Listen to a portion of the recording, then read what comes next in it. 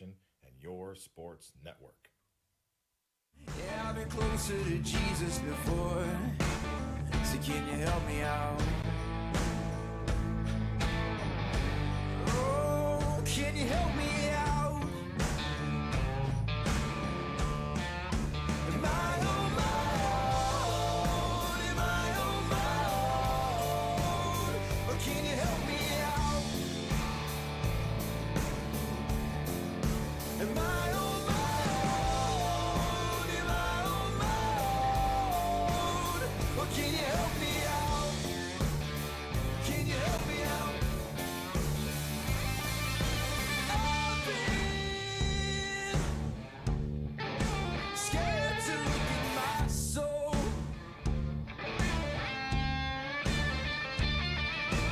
I've been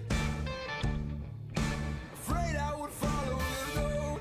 Yeah, afraid of the things I've been told. It is a Monday edition of Running Point on YSNLive.com. Hello. It's been a while. Yeah, it's been a while. Potesta here. Shock And- to the system. This isn't a rerun. No. Bethesda is back. This isn't a rerun. Yeah, this is not a rerun. I did my 2 weeks time, How do you there feel? you go. I'm good. You're officially syndicated on YSN. How does it feel? You had a syndicated rerun show run through. I had no idea. You know.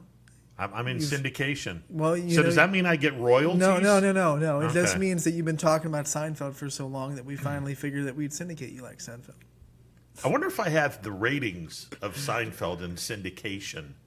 I don't know how. Yeah. I'm pretty sure Friends probably knocks Seinfeld out of the water when it comes to syndication.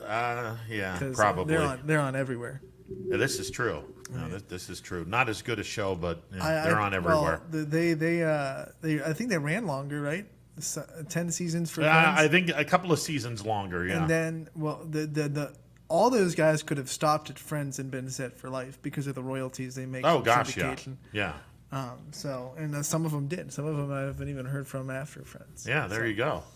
We have a jam-packed show today, and it is live. It's August 3rd, 2019. Your birthday, My birthday. 56. Yeah, don't remind me. And we have lots to talk about. Chris Tuno is a Valley native. He is in the media relations department with the St. Louis Cardinals. That's the latest of the major league teams that can't seem to behave themselves and get COVID tests all over the place. So we'll get to the bottom of how the Cardinals got to this point, when they're going to be playing next. They were getting more and more positive tests, and we'll see if somebody has a plan within Major League Baseball to prevent all of this stuff from happening. The plan's in place. The players just have to follow. Yeah, the players have to follow through, and we talked about this off the air before our show began when we were doing some prep. I hate giving Commissioner Manfred any credit whatsoever because he's a doofus, but I do have to give credit where credit's due. I mean, Rob Manfred flat out said, "Hey guys, if you want the season to be a 60-game season without any problems, you're going to have to go to the visiting hotel and basically stay there." And unfortunately, the Miami Marlins didn't do that. And by all accounts, and we'll hear from Chris Tuno, by all accounts, neither did the St. Louis Cardinals, and these two organizations are knee-deep in COVID positive tests. So there you go. Right. I mean, it just is what it is. I will give Commissioner a little bit of credit because he's not hitting the panic button and being like, "Well, we tried." Yeah, I mean, he could have easily, after the Marlins situation where they had 18 players gone. Yeah, he could have just been like, "Done." Yeah, we tried. And let's be honest, the fact that they're still charging full price for the TV stuff, there's money to be had, so that's why he hasn't pushed the panic button and canceled the season, because you can still make a ridiculous amount of money. So we'll hear from Chris Tuno. He's in the media relations department with the St. Louis Cardinals. That's going to be at about 12:15. Dana Balish from TV 21 will check in at 1 o'clock. No doubt we will be talking about the massive contradictory of the OHSAA. Friday, they come out and say, "Hey, we're a go," and 24 hours later, the health department of the state of Ohio said, "No, not really. You guys are going to have to do this, and this," and we'll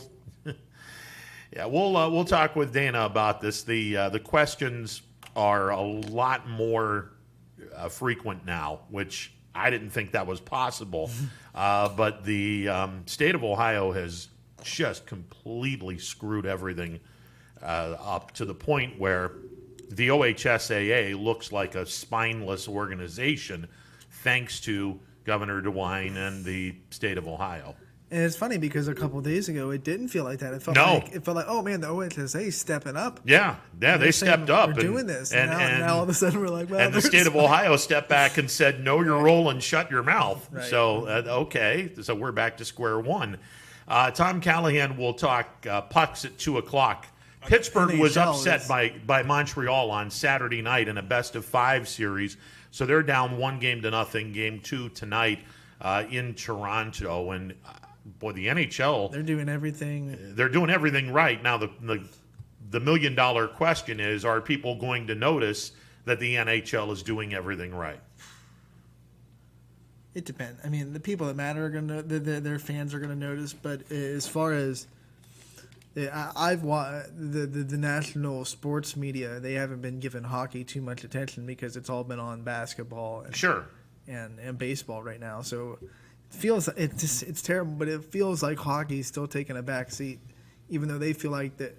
I think they have the best chance to succeed at continuing than any other sport. Well, they've done their bubble better than anybody. Right. And I think as long as everyone respects the bubble and they stay within the parameters of said bubble, the NHL is not going to have a problem. But maybe being off the radar is helping them do that, because then they don't have to worry about outside pressures or what mount you. They can just go and do their thing, and maybe that makes it easier to make a good bubble situation. Sure.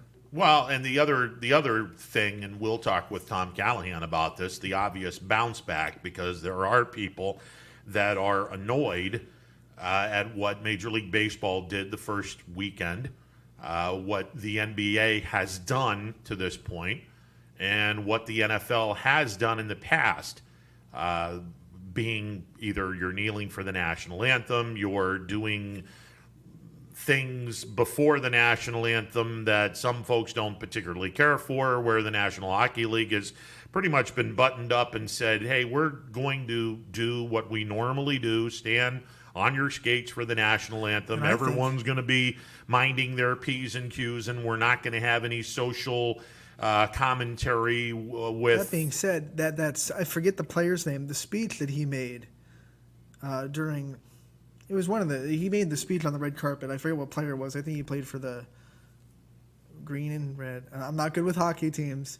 Green. I think it was the Minnesota Wild. Yeah. He came out and he made a anti-racism speech, and I thought it was the best speech any player made in the last couple of months, because it was sincere, it was legitimate, it was honest, and they did that, and then they just went about their business. Yeah, and I think that you're going to see a little bit of a bounce back toward the NHL, where people are going to look at this and say, okay, these guys are just playing a sport, and you're not reminded of anything on a basketball floor, or you're not having to see some other stuff going on in baseball or football.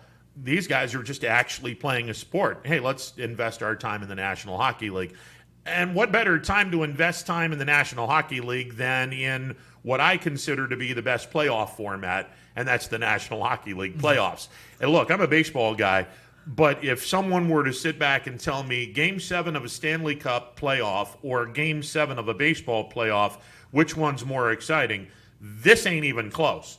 Game 7 of the Stanley Cup playoffs is 50 million times more exciting than Game 7 of a playoff series in baseball could ever be. Because hockey in the playoffs, there's nothing like it. It's amazing. It's unbelievably great. And we saw the Avalanche game. We were talking about it off air. The ending of that was, I've never seen anything like that before in my life. And I mean, granted, I don't watch a ton of hockey, but I see a lot of highlights. I've never seen something come down to a tenth of a second. Yeah. Yeah, they had to do a super slow motion to make sure that the puck was in the back of the net before the clock hit 0. And that happening in a playoff series. Yeah, I mean, pretty amazing. So We'll talk with Tom Callahan about that at 2 o'clock. Did want to bring up the obvious. Not here for the last couple of weeks. Yeah, where to start? 2 weeks ago, I came into the studio, and I probably shouldn't have. This is just me being stubborn, because I love what I do, and I love being here, and I love, talking with you folks. So 2 weeks ago, I come in here, and I wasn't feeling all that great. I had not felt that great earlier in the morning. And I came in here, and I thought things would get better, and they didn't. So DJ sent me home, and it got progressively worse to the point where I went to urgent care and was checked out by a doctor and was told, you're going to have to take a COVID test because you have a lot of the symptoms. Now, how this got from I'm taking a COVID test to people jumping to the conclusion that I had COVID is what's wrong with everything going on in this country.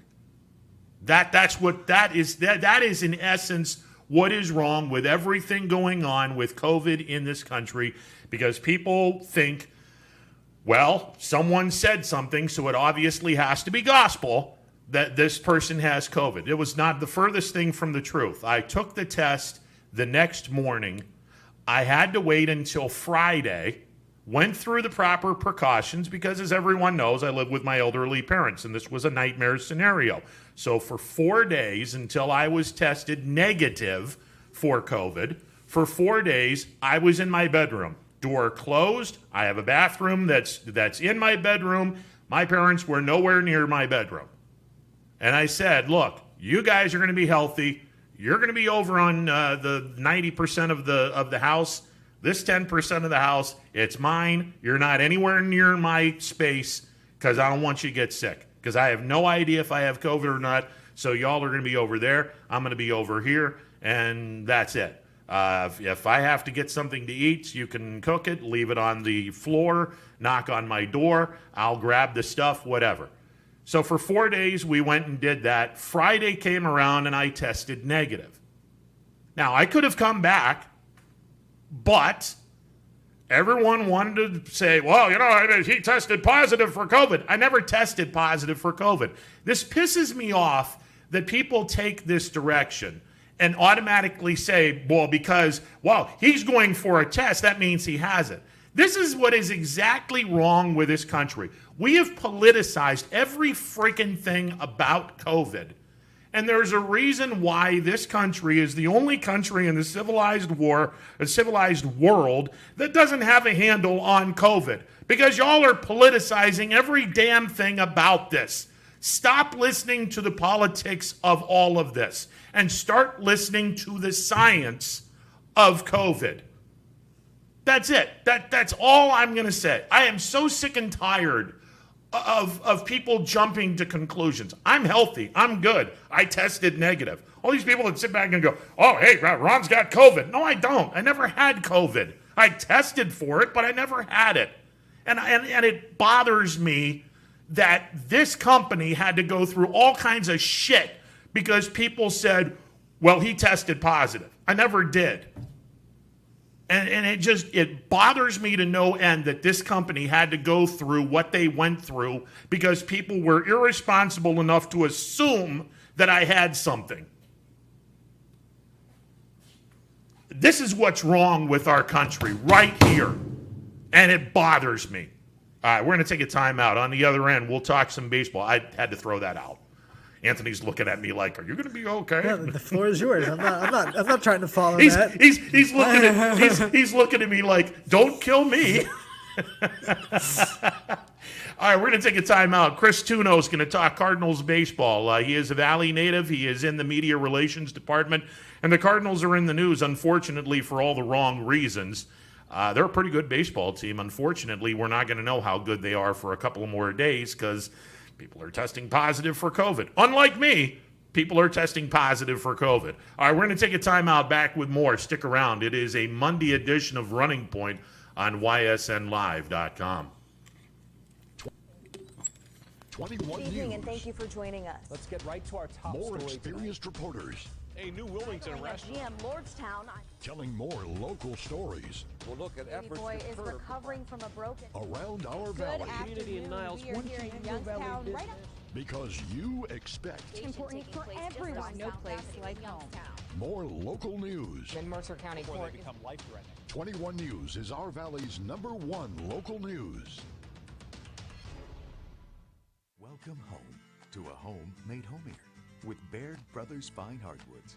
Inspiration starts at BairdBrothers.com and is turned into reality when high-quality hardwoods are delivered right to your home. Baird Brothers has the latest design trends, shiplap and skinny lap interior siding, antique oak rustic flooring, and, well, you'll find them all at BairdBrothers.com. Ordered easily, delivered conveniently, enjoyed comfortably. BairdBrothers.com. Hello, I'm Greg Burbick with G. Burbick Farms. For the last 100 years, my family has farmed in Columbiana and Mahoning counties. I began raising cattle in 1996 with the goal of providing a better product for you and your family on the dinner table. Our grass-fed and grain-supplemented Black Angus beef are raised with no hormones, steroids, or antibiotics. We're known for our hometown-friendly service and incredible tasting products. We're locally owned and have customers across the tri-state area. Our products go from our farm to your family. Stop by our farm on New Buffalo Road or visit us on the web at gburbickfarms.com. Don't forget to like us on Facebook. G. Burbick Farms, it just tastes better.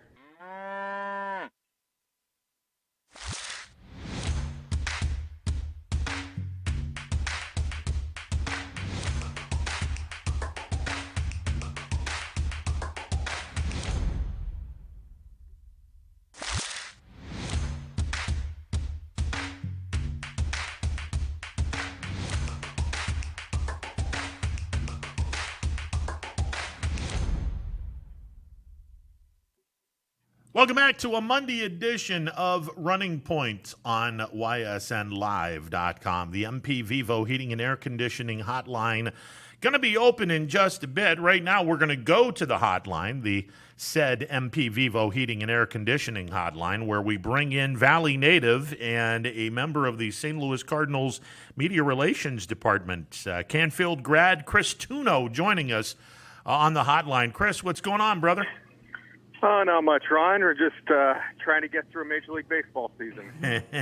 A shortened season at best. And, man, a lot of stuff going on. The Cardinals losing a few games, not in the loss column, but losing a few games in the column of you're not allowed to play because you guys have COVID. What is going on, and where was the genesis of the COVID outbreak for the Cardinals, Chris? Well, as far as I know, and to let you know right now that, a lot of this stuff is kept close to the vest with the HIPAA laws and how much information they want to get out there. Obviously, players have the right to tell whether or not they want information released, or staff members. And we just ran into a couple players who tested positive when we got into Milwaukee from when we were in Minnesota. So they canceled Friday's game, and then we were supposed to play a game on Saturday and then a doubleheader Sunday to finish the series to make it up. And there were a few more reported positives. I believe one player, 3 staff members was what was reported. And then at that point, they just canceled Saturday and then subsequently Sunday. The schedule was supposed to push on to Detroit, where we were going to go play 2 games against the Tigers and then 2 back in St. Louis in Major League Baseball. Rescheduled us where they were going to cancel Monday, which is today, and our travel day to Detroit, make that a travel day, and then we play 1 game on Tuesday, a doubleheader of 2 7-inning games on Wednesday, and then 1 on Thursday, in which the Tigers will be 2 home games and we will have 2 home games. All right, Chris Tuno in the Media Relations Department of the St. Louis Cardinals joining us on the MP Vivo Heating and Air Conditioning Hotline. Chris, how many players now currently have tested positive for COVID, and do you expect the numbers to climb to the height of the Marlins problems right now? Well, gosh, I hope not, and I think everybody feels that way because it doesn't just affect one team. Because if you're the team on the road, another team's going to have to occupy that clubhouse.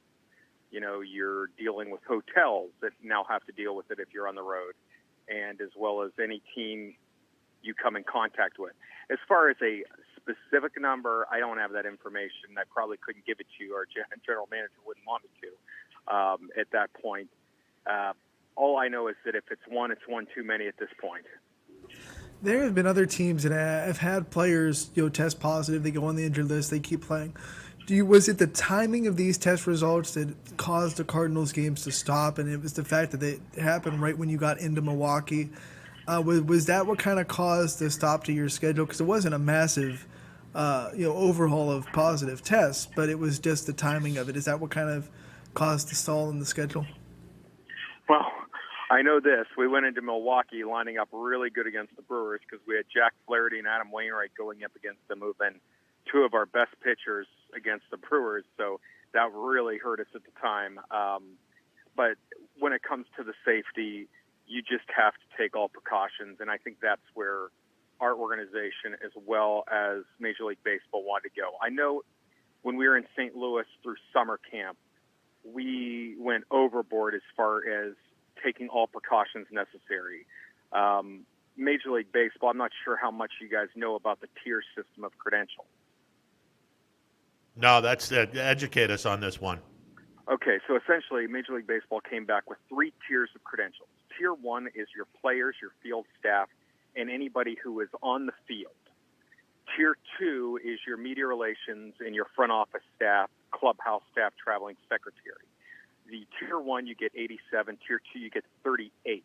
And that's not just for your home site. That's your alternate training site. I'm not exactly where Cleveland's is. It might be Akron or Lake County. Yeah, it's Lake County. Lake County Okay. is their site, yes.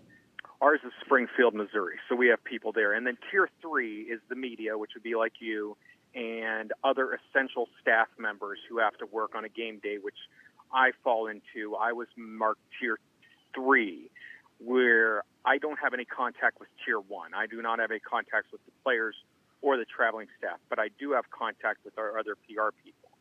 So I'm working on game notes, credentials, and I run the press box on game day. So I'm working with the media, but I'm also filtering stuff through. Now, in regards to that, when I go in every day, I have to get my temperature taken.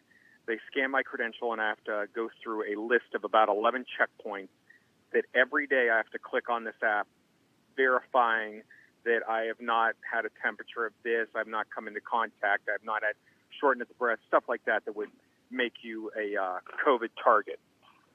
So at that point, once I clear that, I get to go in. Anytime I leave the stadium, got to go through it again. So for the most part, they don't want you at the stadium unless you have to be there and have an essential duty.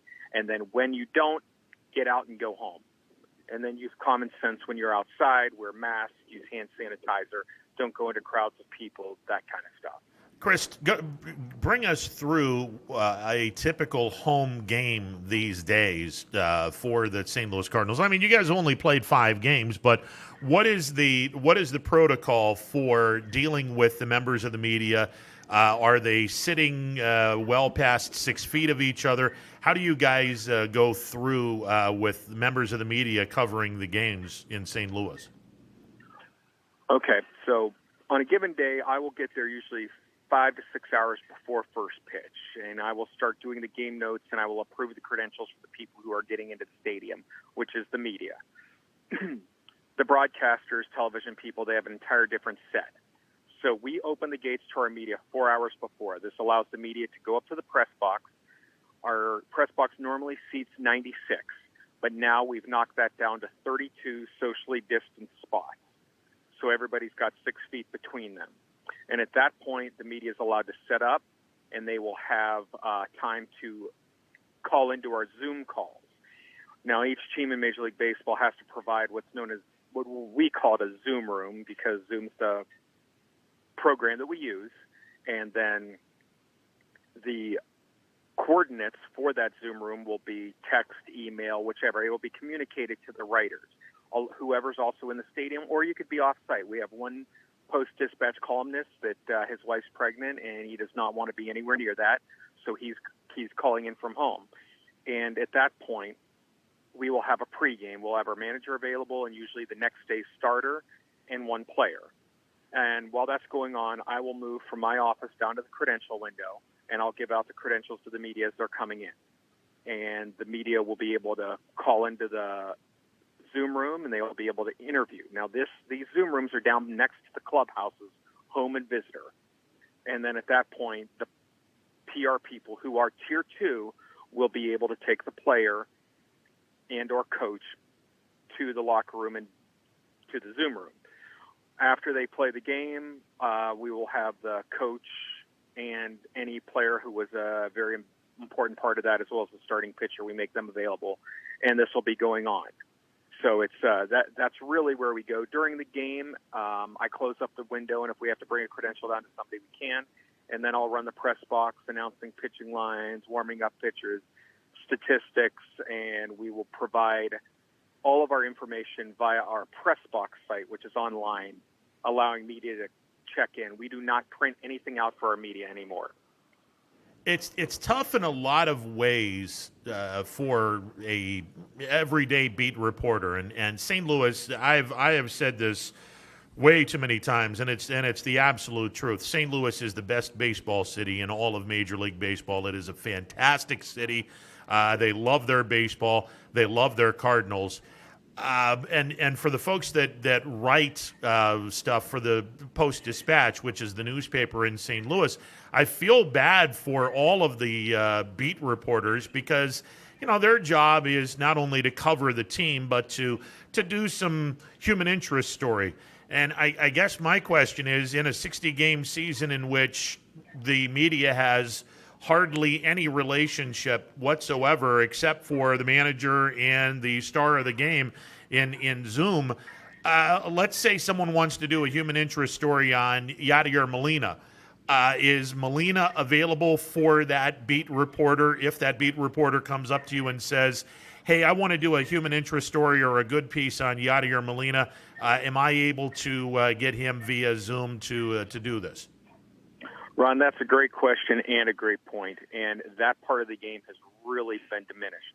Before, when you had clubhouse access, you could have a writer go in and they could talk to the player, either through a pre-existing relationship or setting up an interview. Now we don't have that. If a player goes on camera, they're there for all the media, whether it's 10 or 50.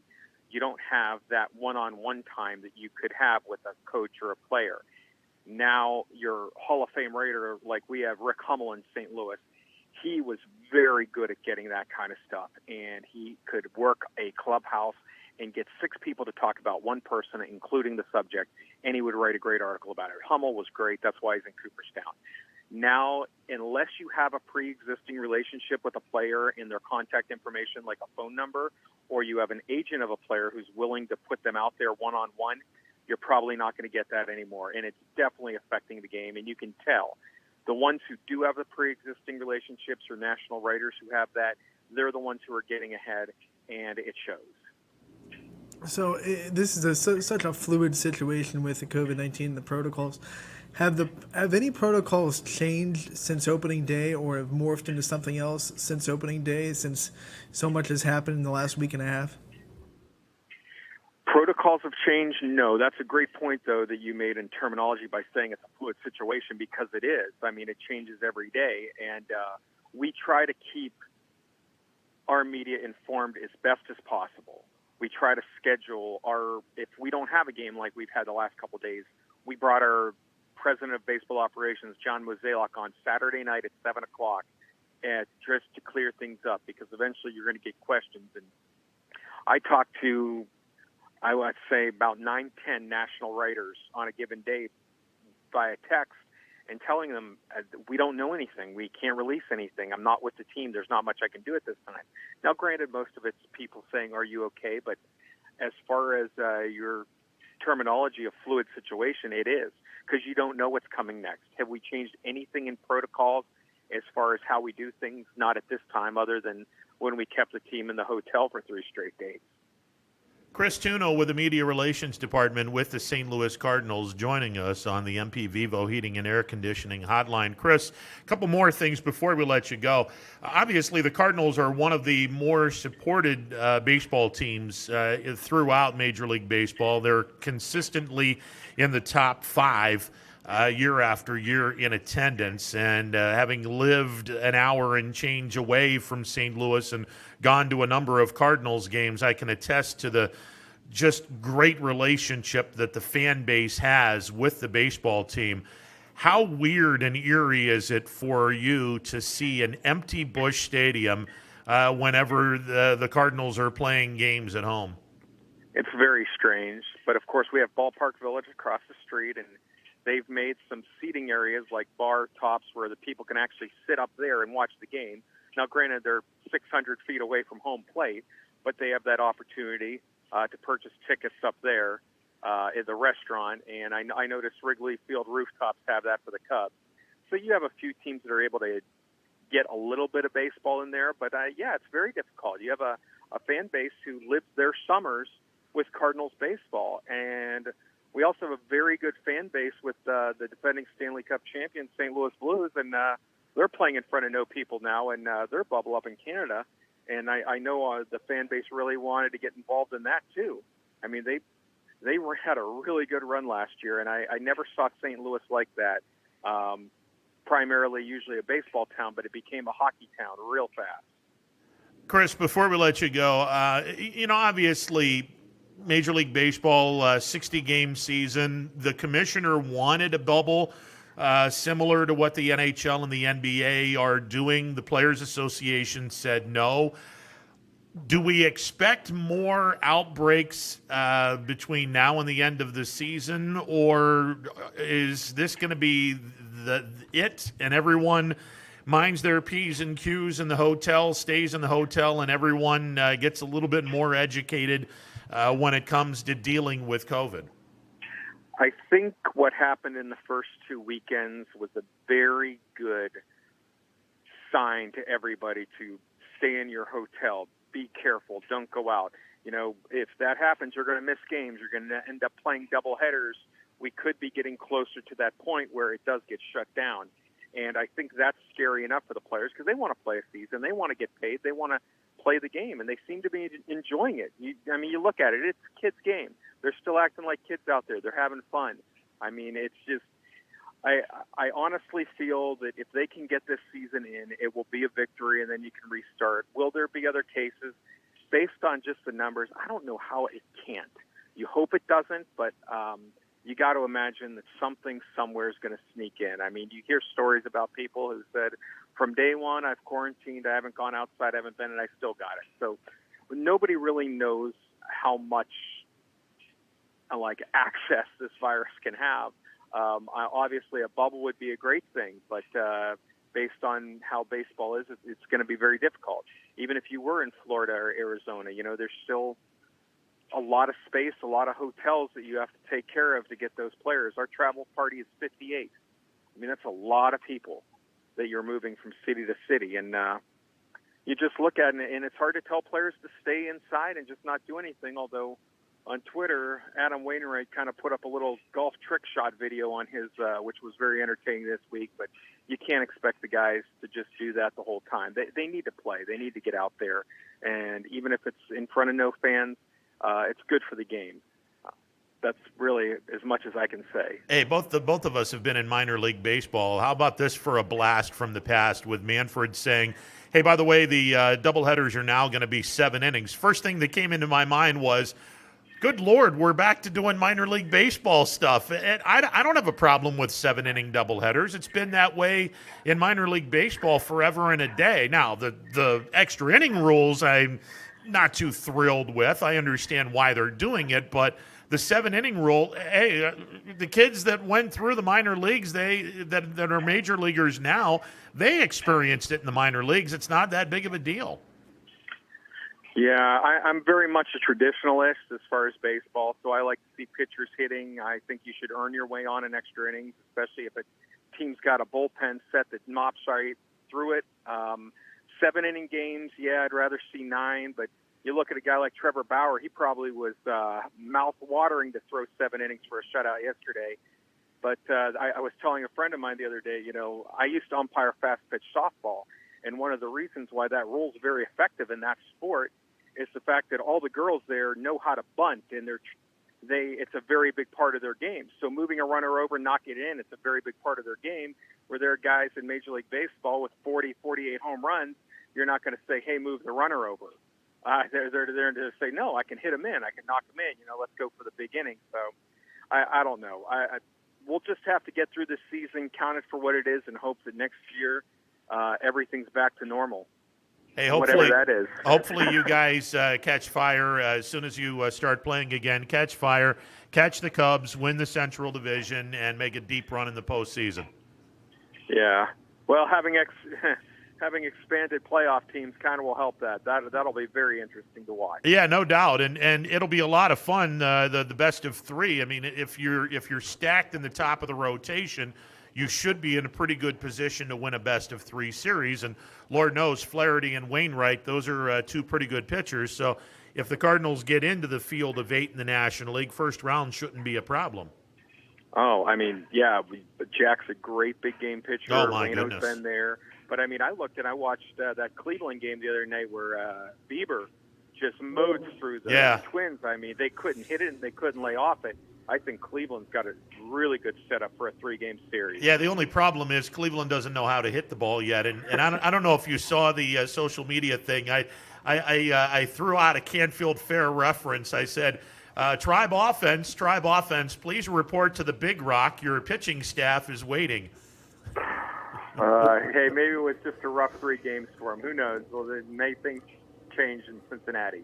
Hey, brother, always appreciated, and good luck the rest of the way, and hopefully you guys play baseball as soon as possible. Thanks, Ron. It was a pleasure being on. Take All right, care, you got everybody. it. Chris Patuno from the Media Relations Department with the St. Louis Cardinals, and just fingers crossed that they get their stuff together. That is a great baseball city. That was such a good guess because he brought some knowledge into the thing. You really got to look into what the protocols are, how extensive these teams are handling it. Yeah. That was completely alien to me. I had no idea that they were, even with the 3-tier program. We're tier 3 if we want to cover a team. Right. And that was just really fun to just kind of sit there and let him educate us on what was going on in baseball. It's one of the things that I would have and I'm going to probably at some point in time go up to Cleveland or Pittsburgh and be a tier 3 guy, hopefully before the season ends. But it's going to be very strange not going down into the clubhouse to get some random interviews. That's one of the cool things about covering a team. If you have a relationship with someone, you can go over and exchange pleasantries. You can just ask a couple of questions and get basically some audio for the next day. I mean, when I was doing this for a number of years with iHeart, you go in and you get audio with 3 or 4 different players, and then you would play it for the next day's show. That's gone. And the coverage in a paper, if you're looking at the beat reporter and you're expecting the beat reporter to do the really nice piece on someone, that's not going to happen either. That's one of the things that baseball is going to be lacking. The coverage is going to be lacking, and I don't know if that's one of the many reasons why people aren't tuning in to baseball. I would think that has something to do with it, but I don't think it's the complete story. But I feel for my brethren in the media that can't do their job because they're not allowed to go in to the clubhouse. You have to go into a Zoom room, right? Which that brings up memories of the PBS show back in the day, Zoom. And all through back. Wait, listen, all through the time Tuno was saying Zoom, I'm in the back of my head going ZOOM, Boston, Mass 02134. I'm just like, Jesus, get this out of my head. So Kids sitting on those big foam letter Z and yeah, exactly. I'm just like Morgan Freeman is doing something with. Well, no, he was with the electric company. Yeah. He was the voice of the Your electric friend's company. The electric company with the two faces. Yeah. So, but anyone that's doing interviews, you're not going to be doing a random interview with a player. Now you got to you're going to talk with the manager and the star of the game, and that's it. Unless you have a personal contact. Exactly, and that's tough. Man, that's tough. I mean, the national people, they have their contacts, and they're going to be the ones that are going to have some really good stuff. And the broadcasters for the team. Yeah, absolutely. The color analysts for each team, I'm sure they have contact of everyone on there. So yeah. Now, unfortunately, and this isn't a secret. The broadcasters are not on site on the road. No, they're not. They're in a studio somewhere. And watching the road when they were on the road in Detroit, it was weird because they had to live off whatever camera angle Detroit's broadcasters gave them. Yes. And it was just weird because they'd be talking about something, and then Detroit would be must talk about something else. Yeah, so your visuals aren't going to always match with what your broadcasters are talking about if you're watching from the road team's broadcast. And the problem is, and I'll peel the curtain back a little bit. Most of the folks that broadcast the baseball game aren't broadcasting a game from the monitor. They're broadcasting the game, eyes focused on the field, doing the play-by-play. Now, the difference between radio and TV, the TV announcer understands that you don't have to go into details because their audience pretty much knows what's going on. Yep. Their audience sees what the television broadcaster is seeing. Now, if you want to throw in some stuff that the camera is not showing you, yeah, you can do that. The radio guy has to be the eyes and ears of everybody, because when you're on the radio, first and foremost, you have to assume that no one is watching this game. So you have to assume, as the radio broadcaster, you are the guy responsible for painting the picture. The canvas, that's yours. You do whatever you need to do to let everyone know what's going on. You're the eyes, the ears, and everything else of the fan. So the radio broadcaster that has to broadcast a game through a monitor, look, I've been a fan of Tom Hamilton's for years. He's great. Tom Hamilton is one of the best at the business. But I can tell you, and maybe this is all the years of doing broadcasting, I can tell you right now when Tom Hamilton's broadcasting a game from a monitor, there is a profound difference between someone broadcasting on a monitor and someone broadcasting eyes focused on the game, no monitor in sight. And back to TV, I've seen some people, this is a PSA, be like, well, why can't they just, why can't the director of the home broadcast work with both teams? And those people have never been in a control room. If you're asking a director to not only worry about his team and his broadcast, but also cut and worry about another team and their broadcast, it's not going to happen. No. God, no. No. It's that they have enough problems dealing with their broadcast. Go in a control room, please, and try to direct one game, one broadcast. And then you'll be like, no one's ever going to do two of these. No, exactly. I have a friend of mine that went to broadcasting school with me, and he is behind the scenes doing Indians and Cavaliers events. He is the on-site director for the Indians games on STO and the Cavaliers games on Fox Sports Ohio. There is no way that they could do what they do for both teams. No. That's it. You have a plate full with your own team. You have a plate full. And I get why people think that, because if the director's doing his job well, it seems like it's easy. Absolutely. Hey, cut camera one, cut camera two, Yeah. But it's not easy. It's not easy. And then you got to deal with the people in the truck, and there's conversations going on all over the place. Look, if you've noticed, the broadcasters have an earpiece on. and that earpiece, people are talking constantly in that person's earpiece. This is one of the reasons why I would never do TV. Because it just, I would be going nuts. Lord knows I have enough voices in my head to begin with. You'd have DJ in your ear. Yeah, I'd have DJ in my ear. I don't want DJ in my ear. This is why I'm in radio. All right, 330-886-0813. The MP Vivo Heating and Air Conditioning hotline is open. We're taking time out. Back with more. It is a Monday edition of Running Point on YSNLive.com. 21 Good evening, News. and thank you for joining us. The details.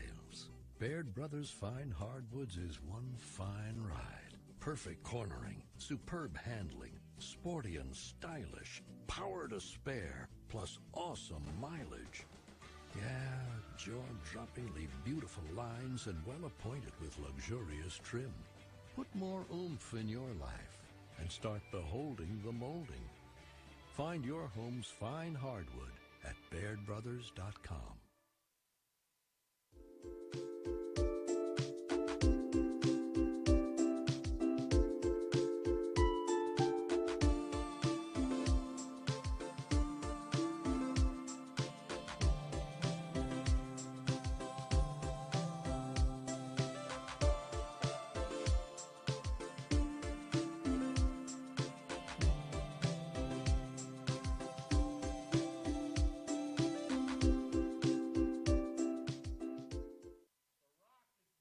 It's storm season, I think we're under the gun for some heavy storms over the next couple of hours. and Storm Tracker 21 is ready. This is probably the one we're keeping a closer eye on. On air, And locally, we're going to have a lot of eyes on our area. online, All right, let's talk high-risk futurecast and the timing of this weather. on social media, and on our app. Stay in the showers. I'm keeping my eye on in parts of Columbiana County. Stay ready with Storm Tracker 21.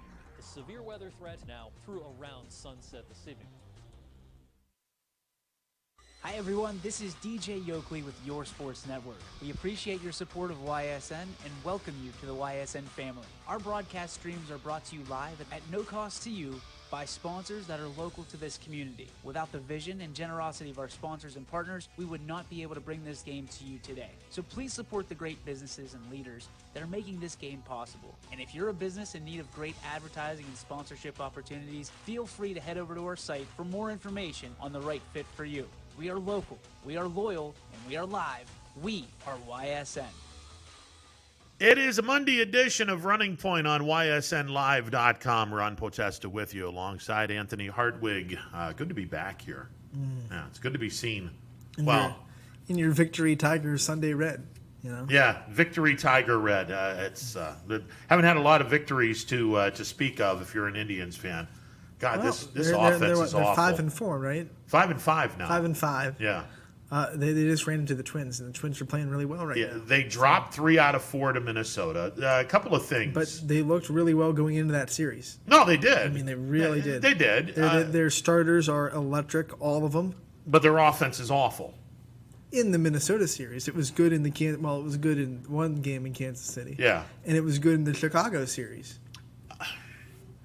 If you run up against a decent pitching staff, to which Minnesota is, they're more than decent. They're a pretty damn good team. Not their starting rotation, but their bullpen, yeah. Well, I mean, they're the second best ERA behind Cleveland in the American League. Coming into this season, that doesn't worry me about the Twins is their starters weren't. I mean, they gave up 10 against Chicago in the first weekend. And they felt like, to me, especially that first weekend, they felt like a team that was either going to hit a lot of home runs or not win. But then their pitchers kind of started to come on. There's a couple of teams right now that have put themselves in a really, really good position. The Yankees, number one. Aaron Judge is unconscious not right Tampa now. Bay. Yeah, Aaron Judge is By the way. unconscious right now. Who I picked mean, the Yankees? he is crazy. Now, look, I mean, It's early. It's early. And it is early, and there is room for both of us to be happy. Right. Obviously, the Yankees are playing great baseball offensively. Everyone is pretty much on point except for Gary Sanchez. He's been struggling in the worst way. But to my point, other than Garrett Cole, the rotation for the Yankees is pedestrian at best, other than Garrett Cole, and the bullpen has been spotty. Their offense has been able to basically hide the shortcomings of what is a mediocre pitching staff.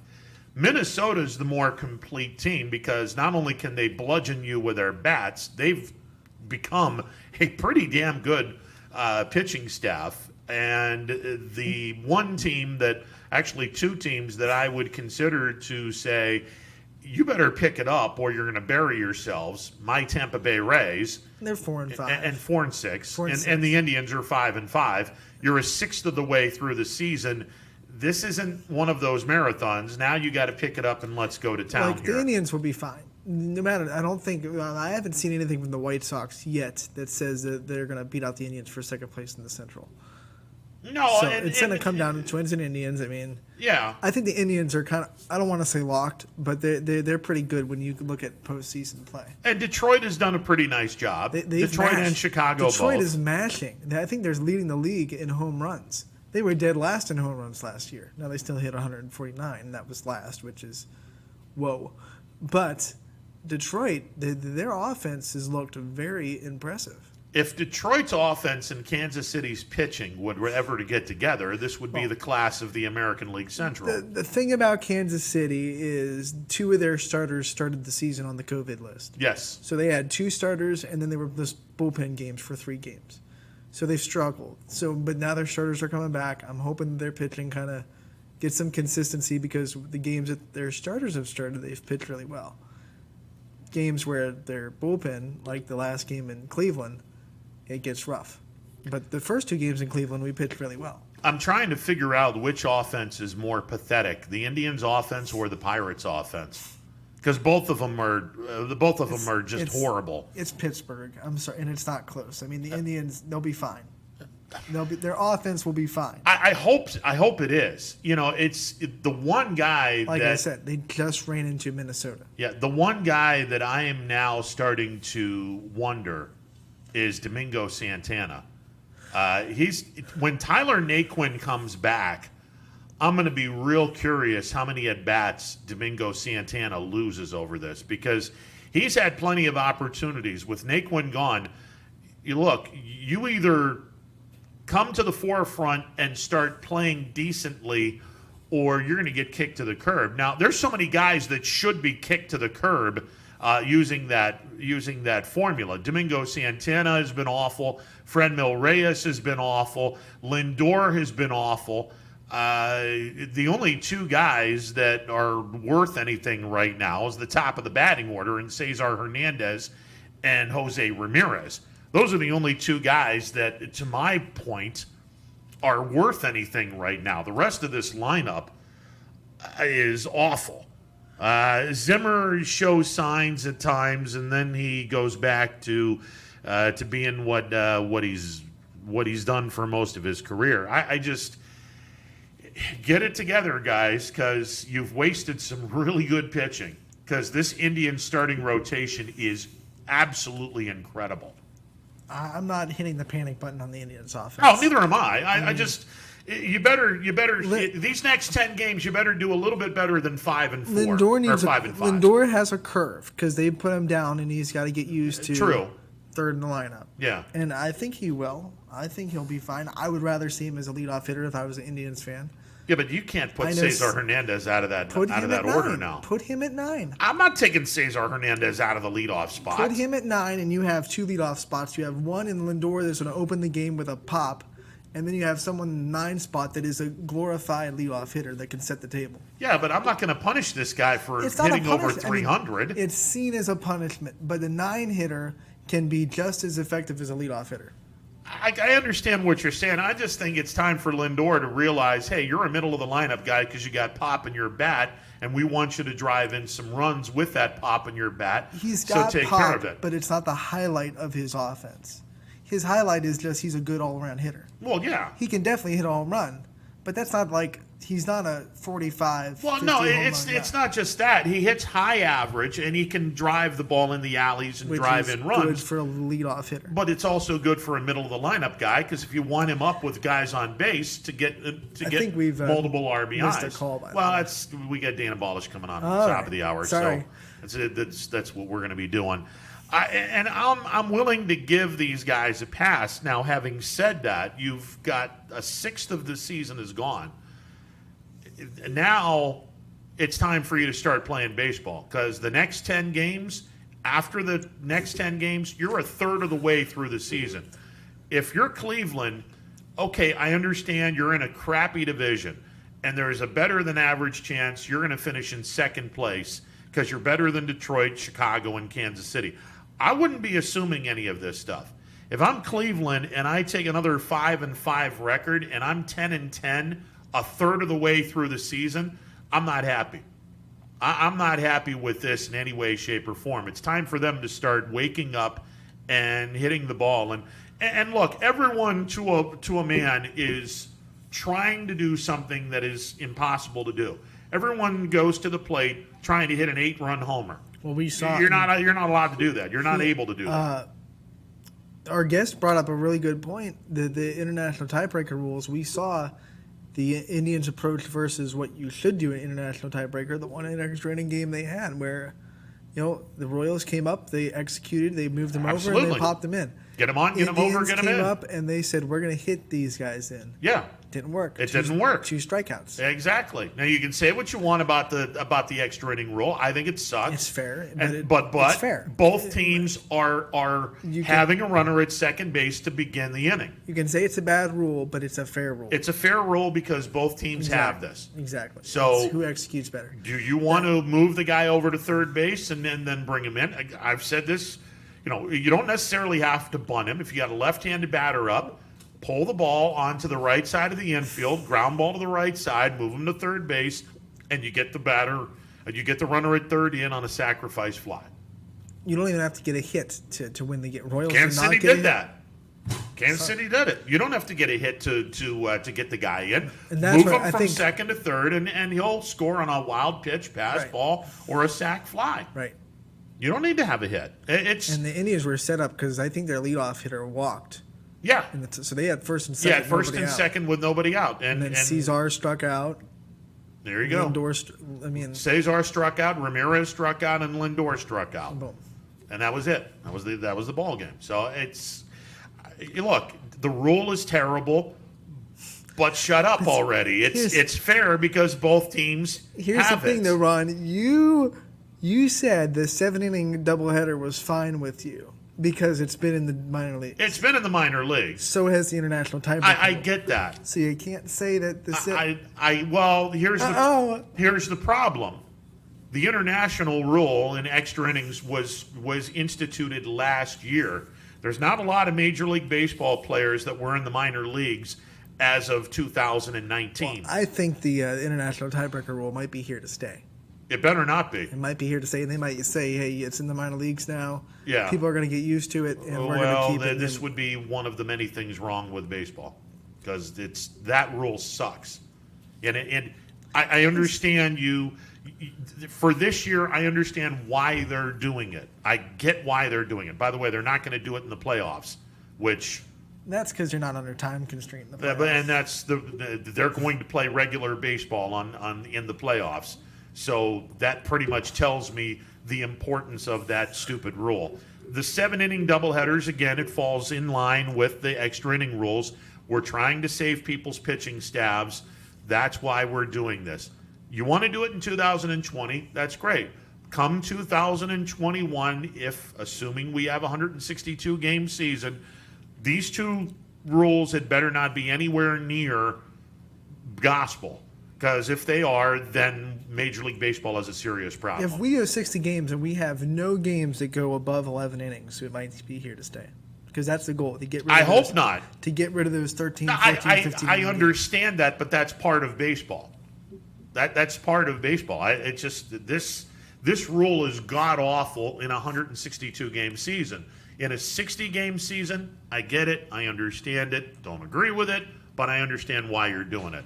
But if you're putting this in to stay, now I get a serious problem. And it would be Rob Manfred's stupidity to have something this stupid. Stays in the regular season, it drops in the postseason. That might be the way. Yeah, but then it doesn't make any sense. Why would you drop it in the postseason? Just to keep the regular season without these games that go 15 innings. I get that, but why would you drop it in the postseason? If this is a rule and you like this rule, then why are you dropping it in the postseason? Because you don't care at that point if that game goes 15 innings because you're not having these teams run a 162 game. Okay, we're going to agree to disagree All right. on this. Dana Balish is coming up in just a bit. Saved by the Balish. The OHSAA. Oh my God. It's not just them. The state of Ohio is just Let's not dump everything on OHSA. And but they're playing by the rules of the state of Ohio, and the state of Ohio doesn't even know the damn rules. Yeah, what a mess. All right, we'll talk with Dana in a bit. Stick around, more to come. It's a Monday edition of Running Point on YSNLive.com. Baird Brothers remains your source for fine hardwood products. For the time being, we're open for customer pickup only on weekdays, 9 a.m. to 4 p.m., and Saturday from 9 a.m. till noon. Place your order online at BairdBrothers.com. Baird Brothers, for the place you love. Quality, customer service, and integrity. Those are the 4 words that have driven our success since 1957 at Joe Dickey Electric. Joe Dickey Electric is one Mahoning Valley landmark business that stays current with the requirements of our customers. Family owned and managed, we are an electrical contractor and energy solutions provider. Every member of our team adds to his or her skill set through ongoing training. Residential, commercial, industrial, automotive, and more. We keep ahead of the needs of our customers with a fleet of more than 50 vehicles and 24/7 emergency service, so you're never left in the dark. The 4M Company, being an architect and construction manager for over 40 years, has had the opportunity to use many different electrical businesses for our projects. The depth, quality, and knowledge and attention to detail displayed by Dickey Electric makes them stand out above all the rest. For state-of-the-art expertise and a timeless commitment to our customers, contact Joe Dickey Electric. We are everything electrical. I'm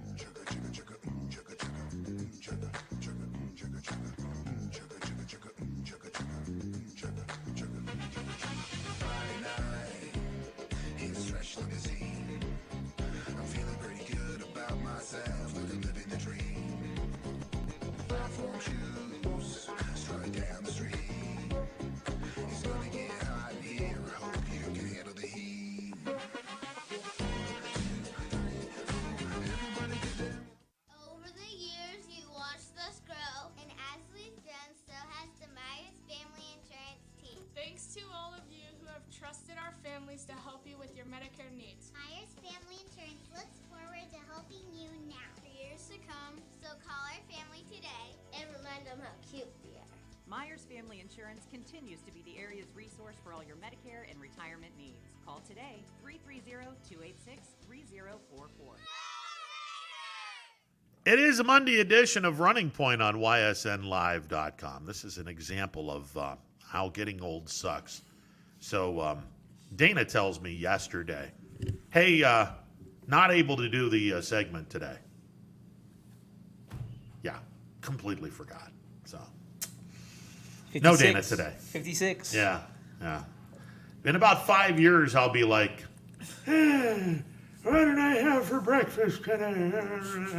And walking around half mindless and yeah. Listen, hey, before we get going, happy birthday on behalf of all of us. We're trying to get this thing going with "This Is Your Life." Yeah, I don't need that. Thank you very much. I want it. Yeah, I think it'd be because then I'll be having teachers calling in talking about how much of a pain in the ass I was growing up. So what's changed? Yeah, he underachieved as a kid. He didn't know any. He knew what he wanted to do and just said, "Screw you, math and science and all you other subjects, because I don't need you." That's what everybody else does. Well, but pretty much, yeah. I'm waiting for Kemp to call up and say how much of a model citizen I was in his class. Yeah. I can see it. What was your favorite subject? Recess. I was gonna go with lunch. Lunch.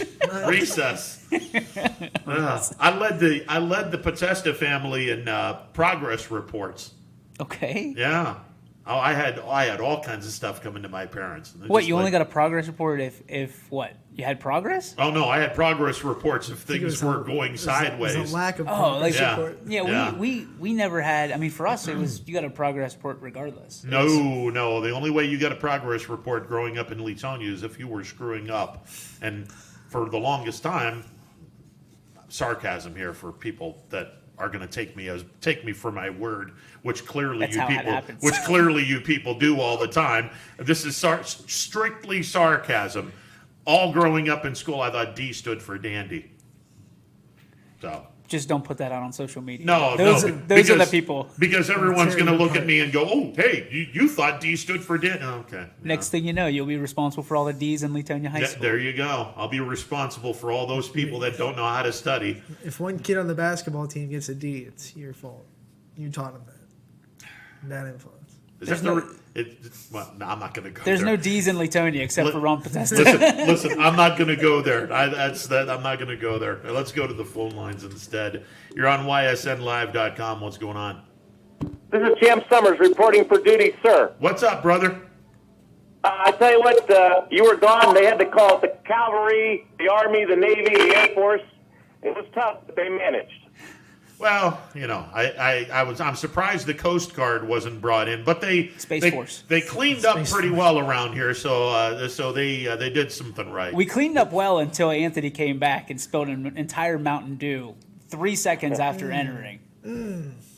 It's tough. Let me just say, first of all, the Tigers have been winning a lot of games by a lot of I'm not going to say luck, but they won a lot of close games by home runs. But really, their hitting is coming back where it's at. This team is not a very solid hitting team right now. However, I will say this: they have been developing pitching, as you know, and their bullpen has really improved from last year. Some of these guys that they've been trying as starters back and forth, they're starting to get somewhat of a bullpen going. The problem is the rotation. A lot are just starting ready or just been injured, but they still there's 3 prize pitchers down sitting in Toledo waiting. And that's Mize, Manning, and Scooble. And Casey Mize, everything I hear about him is that he's ready. They're just waiting for him to get his extra year of free agency, and he's done that now. So I think that there's a matter of time before he starts up because what I've heard from most scouts and most of the people in the Tiger organization, he's ready to go. They got to throw him in this rotation eventually, and he's ahead of the other 3 or 4 guys down there, but he's the real deal. But it is encouraging that we're finally able to see some of these pitchers. They've been, they got them at early ages, 19, 20, 21, but they are loaded. The problem is they don't have a lot of good position players coming up. The 2 best players they have are still 19 and 20 years old. But they are playing better defense, and I think the acquisition of Scope and C.J. Crone and Cameron Maben and the catcher, Austin Romine, has helped them defensively as a club. But long way to go, but it is fun to finally that the rebuilding process is over, and you're starting to see some of these young kids. It's going to take probably 3 or 4 years before this is a competitive ball club. Hey, just keep playing 500 ball. You're in the postseason. I tell you, Champ, Jacoby Jones was a thorn in the Royals' side all week, and I was happy to not have to hear his name anymore for a while. So they got him from Pittsburgh. They got him from Pittsburgh for a reliever, and he was a 5-tool player, and he basically was he couldn't hit. And last year they shortened his swing down, but he's finally got it maybe after 2 or 3 years. And he's defensively he's really good. He's really fast, but he's been one of the key members of this team, and he's been one of the bright spots of the offense. And Nico Goodrum's a pretty good shortstop, but they still got a lot of issues offensively. Jacoby Jones is really starting to get it. Hopefully he'll continue. But he's been really the best player offensively for them in terms of the young guys. Yeah, another dynamite trade by Neil Huntington, getting absolutely nothing back. Sure, pile on Neil now that he's gone. Let's be honest. I mean, Jacoby Jones left Pittsburgh and hit 2 home runs right away, and the pitcher I don't even know. Remember, it was the closer. It was trying to remember his. The former Royals closer. Yeah.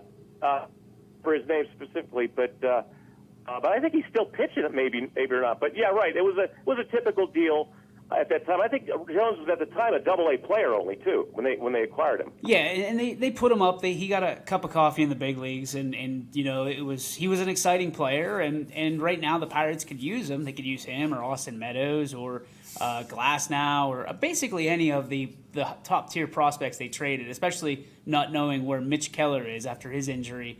Was it last night? 2 nights ago? 2 nights ago. Yeah, I mean, the Pirates are they are the epitome. If you're looking for a team that is 2020 dumpster fire, it's the Pittsburgh Pirates.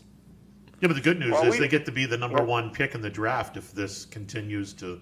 How is that good news? We haven't done anything. Well, and at least now you have some semblance of a farm system where people are now in place that pretty much know what the hell they're doing. So basically, if we get the number 1 draft pick, I get to talk about him for 3 years until they trade him away, and then we get 15 more seventh rounders. Now you're talking about the previous regime that did that. I mean, Charrington's not going to do stuff like that. I hope not. No, I don't think he will. He trots out an unbelievable roster of talent right now. Let me tell you.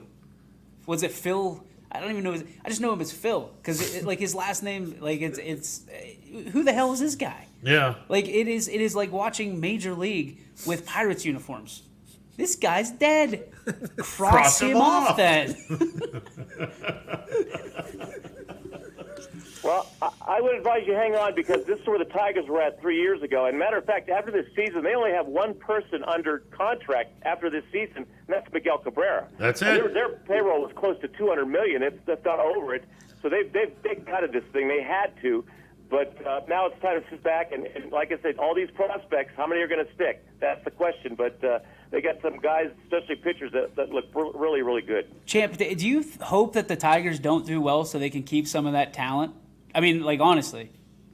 Well, I'll be honest with you. The guys they signed this year, all those 4 guys I mentioned, Maben, Scope, and C.J. Cronin, the catcher, they all signed the 1-year contracts. I wouldn't be surprised if they end up trading all 4 of those before the season's over because they got guys now that are ready to come up.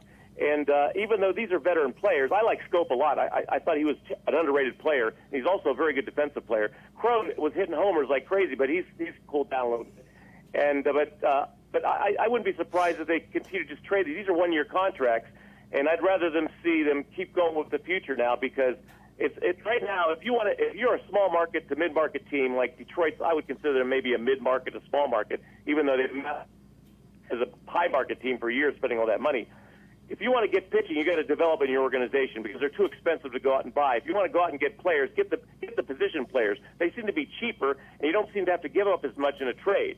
And that's probably what they'll do. They've got all this, and the Indians have done that wonderfully. They're by far the number 1 team in baseball in terms of developing pitching. It's incredible. I hope the Tigers learn something from the Indians because that's the bottom line how you win in baseball is develop pitching and go out and buy the hitters when you need them. Well, the problem is you're not going to see much of a trade deadline because there's too many teams that are going to be thinking that they're top 8 material and they want to get into the postseason and have a part of that postseason pie. So I don't see a lot of transactions happening unless you're a complete dumpster fire. Like for the Pirates, for the Pirates, I could see Josh Bell getting traded before the end of the month. I think he's got too much left on his contract. I don't know that for sure, but I think he's still got a lot of years of control. Well, this is the first year where he went to arbitration, so he's got 2 years after this. That's too much. Pirates can get a haul for that guy They if also he, need if to he sell learns tickets. how to hit. Well, no, I get that. Who are you going to get back? Assuming that you're going to actually have people come in to watch baseball again at some point in time, you're I don't going to have to do I don't that. think Colin Moran gets quite the draw that that Josh Bell does. Just kicking the tires. No, I get that, but if you're going to go complete rebuild. But are they? That's my thing. Is you look at this roster and they're telling their fans that this is the team of the future, and they've already said, without saying it, that Josh Bell is not going to be a piece. Like they're going to use Josh Bell as a piece to trade away, but it won't be this year because, like you said, there's not going to be a lot out now. If you need a big hitting first baseman, switch hitting, I don't know, but I want to see what Charrington can get back. If it's a huge haul, and it's guys like. We got Reynolds in that deal not a while ago. I mean, was that the McCutchen deal? That maybe? was the McCutchen trade, yeah. And I don't think he's necessarily Andrew McCutchen, but he as you said many times, when he starts hitting, he's pretty good. Boy on fire. Yeah. So every franchise needs that guy you can sell around. Josh Bell's that guy for Pittsburgh right now. They don't have anybody else. Ke'Bryan Hayes might be that guy at the next level. They have another couple guys in the minor league system. But Josh Bell was that first-round guy. The kid they took this year could very well be the franchise in the draft. The kid from, New Mexico? Yeah, or where, the shortstop from New Mexico. He's not going to be a shortstop. He's going to be a second baseman. Yeah, that's where they're going to put him. But what's crazy is Cole Tucker, our first-round draft pick, 4 or 5 years ago, is now a center fielder? Yep. I don't like that. I don't like that at all. Because that's what happens when you're a dumbass and you draft 13 shortstops 13 years in a row. Again, this is why the Pirates minor league system and everyone got shown the door at the end of 2019. Nutting finally, or not Nutting, Nutting, the owner of the team, finally realized I got a bunch of dumbasses working for me. I was the biggest. I really liked what Hurdle did early on. I liked what Huntington did early on. But you look at it, this is not like community ball all-stars. You don't just take shortstops. No, exactly. If you're playing 10U, you take every shortstop in the league because those are your best athletes. These are grown-ass men, and they're just like, shortstop. This guy, he's projected in the 15th round, first-round pick, shortstop. He's named after a Seinfeld character, shortstop. On the Pirates. That's how, I feel like Huntington was hammered drunk watching reruns of Seinfeld drafting at the same time. Well, he's got a Kramer. He's got a Newman. Yep. I was looking for an Elaine, but we haven't gotten to that point yet. So, guys, how many guys can we draft that represent pop culture icons? Let's try. That's the Pirates. Well, we have a guy that's turning 43 today that is the very essence of pop culture. Who? Brady. Tom Brady? Brady Bunch. I share a birthday with Brady. He's 43 today. Tom Brady. Yeah, the old man. The bottom third story. quarterback. Let's get to that topic a little later because I think some people are wondering if that's really the case anymore. I don't even think we're going to have a season, so it doesn't really matter. Listen, I put out a question yesterday. Did you see it? I saw it, and there is some value to what you're saying. I'm telling you. I mean, it's kind of a conspiracy theory, borderline conspiracy theory, but there's some value to what you said. But did you see what happened later? ESPN came out and had a very similar topic, and I started thinking to myself, "Oh baby, we're starting to beat ESPN to the punch." Yeah, Little East Palestine, baby Bristol down here in Bulldog country. Baby Bristol. I don't know if that's an honor or just that's. One day. I remember that guy's name. Soria was the pitcher's name. Joaquin Soria was the. Joaquin Soria was the guy. Pitcher's name. Yep. Yeah, he was the guy. Yeah, he was good. He did good. He hit his prime in Kansas City. We got rid of him at the right time. Yeah, we're all happy for you. When you've got a team, though, you always worry about the fans not showing up. Well, this is a good year to get a team because there ain't no fans coming anywhere. First time in a while, the Pirates have been at the top of the the ticket list, right? Yeah, the Indians are leading the league. There's something that I didn't think I'd ever see. Yeah, well, it's amazing how close all these teams are still. And the bad thing about the Tigers is they've only played 4 games against an American League team. So a lot of these games that's fine when they beat the Reds, but the Reds don't matter because they're not in the American League. They're playing the Cardinals next if they can get that going. Maybe. But they still have a lot of games to play in the American League, and that's going to go a long way because when you lose the American League, that puts them another game up on you. So that's the only problem with their schedule. And just keep playing 500 ball, and you're in postseason. Yeah, and I think for teams like the Pirates and Tigers, the best thing could happen is just stay around 500 and get some sort of pennant race, get some of these young kids used to that, because that's always good to be involved in some type of pennant race because it'll give them some experience when they become a real contender. And that would be what I'm hoping with the Tigers. I'd just be happy if the Pirates scored 2 runs in a game. Yeah, you're bitching about the Indians. I'm sitting there like, what is he complaining about? Like, no, the Indians' offense is as bad as the Pirates.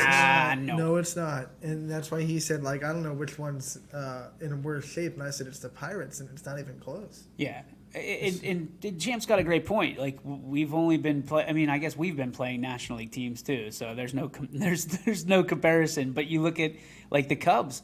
There were 2 winnable games against one of the top teams in your division. Yep. Yeah, poop down your leg. Yep. Congratulations. That's it.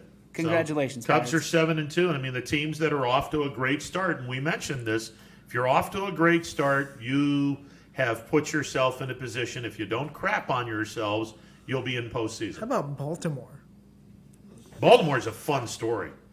I mean, out of nowhere, this team is like 5-3. Playing out of their mind. Is that the most surprising team in baseball right now? Absolutely. Well, I mean, if it weren't them, it's the Marlins, but the Marlins have only played 3 games. I mean, now think about this, guys. Let's say the Marlins don't play another game the rest of the year, but then everyone is okay by the end of the year. by this crazy ass Winning rule that percentage. Major League Baseball has with winning percentage, the Miami Marlins with 3 games are going to be in the They'll postseason. address I feel like there will be a cutoff. Like you have to play X amount. Of games. Exactly. I would hope. But this is the world we live in now. Oh, God. Play 3 games, retire as champion. Yeah. Somebody. Yeah, well, let's just hope they can somehow finish it. Every day you wake up and you wait to hear the news coming across what's going on. But there's no doubt that the bubbles are working outstandingly for both hockey and basketball. When you have 0 tests in hockey, it's incredible. And but the bubble works, but and that's why I still don't see football playing. I don't see any way possible that they play college football, number one, and pro. They may try it, but I just don't see it happening. My prediction is that because of the opt-outs in professional football, the NFL may end up going to the spring because of that. Not so much of the virus, but the opt-outs. I don't think it's allowed to. I don't think it's permitted to. There's an agreement amongst the professional ranks of this is the season for you. Now, if they decide to change that, it'd be really interesting. But there is some professionalism. There is some handshakes as what I've been reading, that they can't just pick up and move. Now, college can, but professionals just can't pick up because of the ratings, because of where they would have to renegotiate every TV contract they have. Because Good luck with that one, by the way. Because they're going to tell them to stay put. Like, the TV contracts don't want to compete with each other. And I mean, it's great content, and it'd be awesome if you had 17 channels. But in the world of streaming right now, you don't have that availability. I think the real opportunity is going to be pay-per-view. Like, you opt out of the TV deals and you just do pay-per-view. But you're going to lose out, just like the athletes, on guaranteed money for people not viewing. And how many people are going to be willing, depending on the price, $20? Mm-hmm. Do you really want to pay $20 just to see one NFL game? Well, what is it, like 60? They already pay $60? like $100 extra a month just for Sunday ticket. Yeah, but you're seeing every single game. Yeah, but that's going to be the option on the table. Yeah. Like I told you, DirecTV has that option, but the NFL has the upper hand in it. So if the NFL decides to cut that contract, they won't be able to do anything. They won't be able to call it the Sunday ticket. They'll be able to sell the games individually, or as a package deal. You can buy your team's ticket for the entire year, and then you go, okay, well, if I buy every team's ticket, how much is it going to cost I me? always like that idea. I was like, why can't I spend a little less money and just get the Chiefs season instead of spending $100 a month and get every game? Because I don't care about being able to watch every NFL game. Because you have to think about this is the I like the idea of just being able to buy a ticket. But to where the does the Chiefs money game. go on the away games? So if the Chiefs are playing the Steelers and it's in Heinz Field, where does the money go? Does that classify as a Chiefs game or a Steelers game? That's where it becomes really interesting, because the NFL can take all that money if they want, but the teams have got to get a cut of that, a share of that. Does that make sense? Yeah, but I didn't know. I didn't know it was like that in football because it's not like a regional broadcast like it is in baseball. So let's put it in terms CBS has all the NFL games of local. So if we were to do a pay-per-view and it was Hubbard versus Lisbon, Yeah. and if it was at Hubbard always gets the gate, right? Okay. Who gets that money? So that happens in the NFL too. Like CBS pays YSN more gets to the that home money. game. A percentage. So like, but that's right. you have to do that because like when the Chiefs play the Steelers in Heinz Field, the Chiefs aren't getting a portion of the gate. That's the Steelers. That has nothing to do with the Chiefs. They get the money walking through Arrowhead. Yeah. So that's the battle that they're going to have to do. And that's where you're going to have to specifically say, I am signing up to have this team's broadcast. Okay, so this team's broadcast gets 50%. The other teams on their schedule that are playing home games are going to be splitting the other 50%. So what you got to then who are you going to pay the percentage to all the third parties? Or yeah, you know what I mean. So the NFL is going to have to get their cut. Well, absolutely, and that's why the NFL should just sign a contract outside of DirecTV. If this is the way they're going to go with all their, I mean, they have ownership of all the teams, and they say, okay, the rev share is as such. Yeah, we will give 50% to the NFL and 50% to all teams. So you split that 32 ways, right? Yes. So then you get 50% divided by 32, and that's what they get. Everybody gets equal. There's going to be a lot of whining and boo-hooing, but that's the way you have to do it. You have to. You have to. Otherwise, you're going to have big markets and no markets. But in the playoffs, I mean, the thing that I like most about the MLB was in the playoffs, you're playing for more money. I like that idea. Sure. Because if it's all about money, as we're seeing, and it should be, they're professionals, then there should be some money on the table from, the NFL saying, okay, if you make the Super Bowl, it's split 60-40 or 70-30, whatever it is, in that revenue from how many tickets are purchased for the Super Bowl. I really do believe pay-per-view is the future of sports. I really do believe it because everybody wants a la carte. Yeah, but you know what? The NFL is different because they have the best thing they did in the 60s was create revenue sharing. Because without revenue sharing, there is no Green Bay Packers. You might as well wrap them up, forget about it. Because small market teams in football share the revenue equally. That's what makes it, I think, a good sport financially. And you don't need to you can get 10 people at your games and still make money off it. If that goes away, then we're talking about the big markets, how these small markets survive.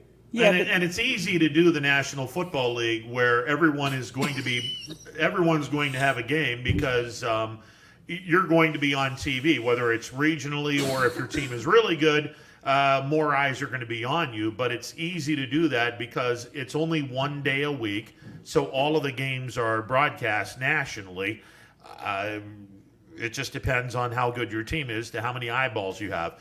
Try to do that in the NBA where there's 82 games, the NHL where there's 82 games, Major League Baseball, 162 games. You can't do it. That's why the NFL is a different animal in that you can very easily have all games broadcast nationally. You just can't do that with Major League Baseball. And I don't see how Major League Baseball could do what the NFL is doing unless you had Fox running a Major League Baseball game every single night of the week.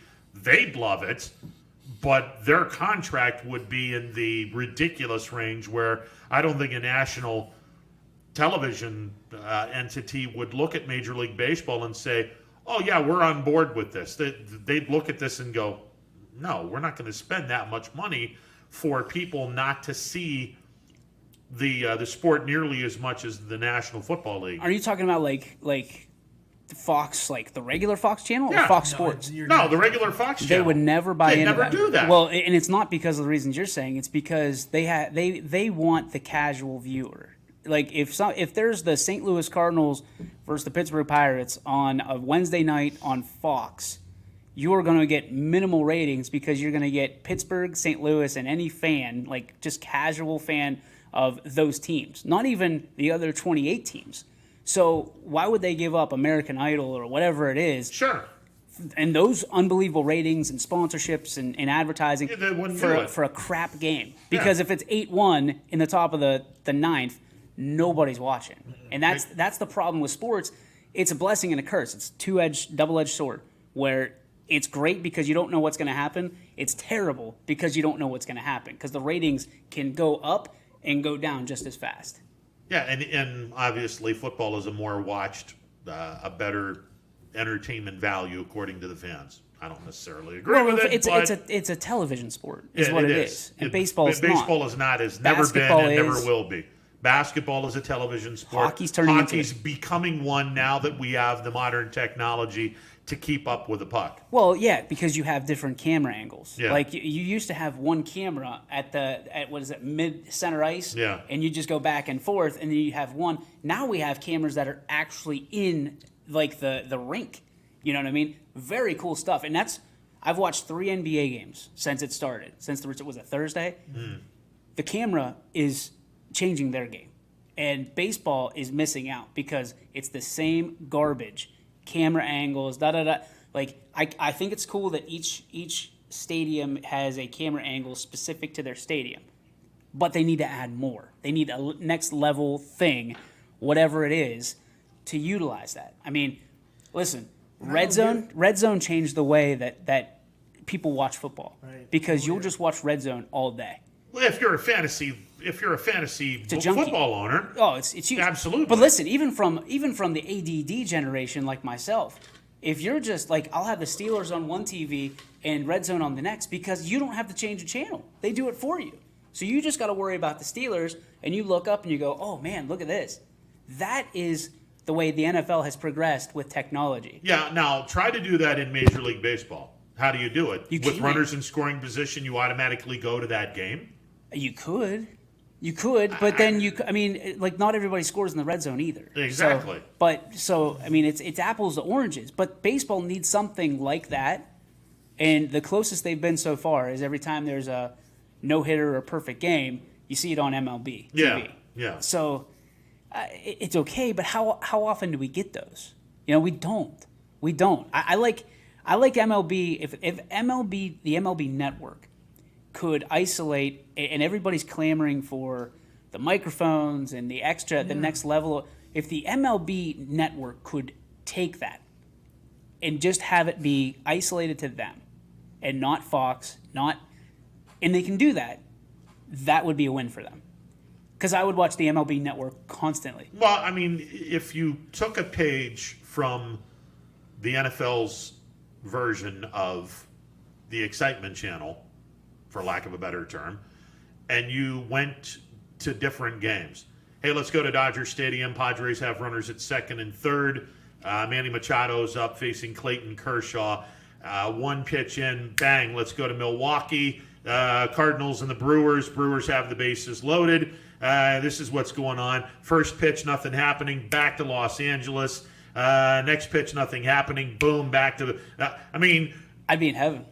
Also, honestly, people would be going cross-eyed, going, Jesus, Mary, and Joseph, stay on one channel and let me see what happens here. You would. I would love it. Some people would look at it and say that, but I'm with you. I would be like, okay, this guy isn't doing anything. Get me back to the Milwaukee game. Let me see what's going on here. What you also can do is, let's say, okay, Dodgers game, and then, let's go to this game and put the Dodgers in a box.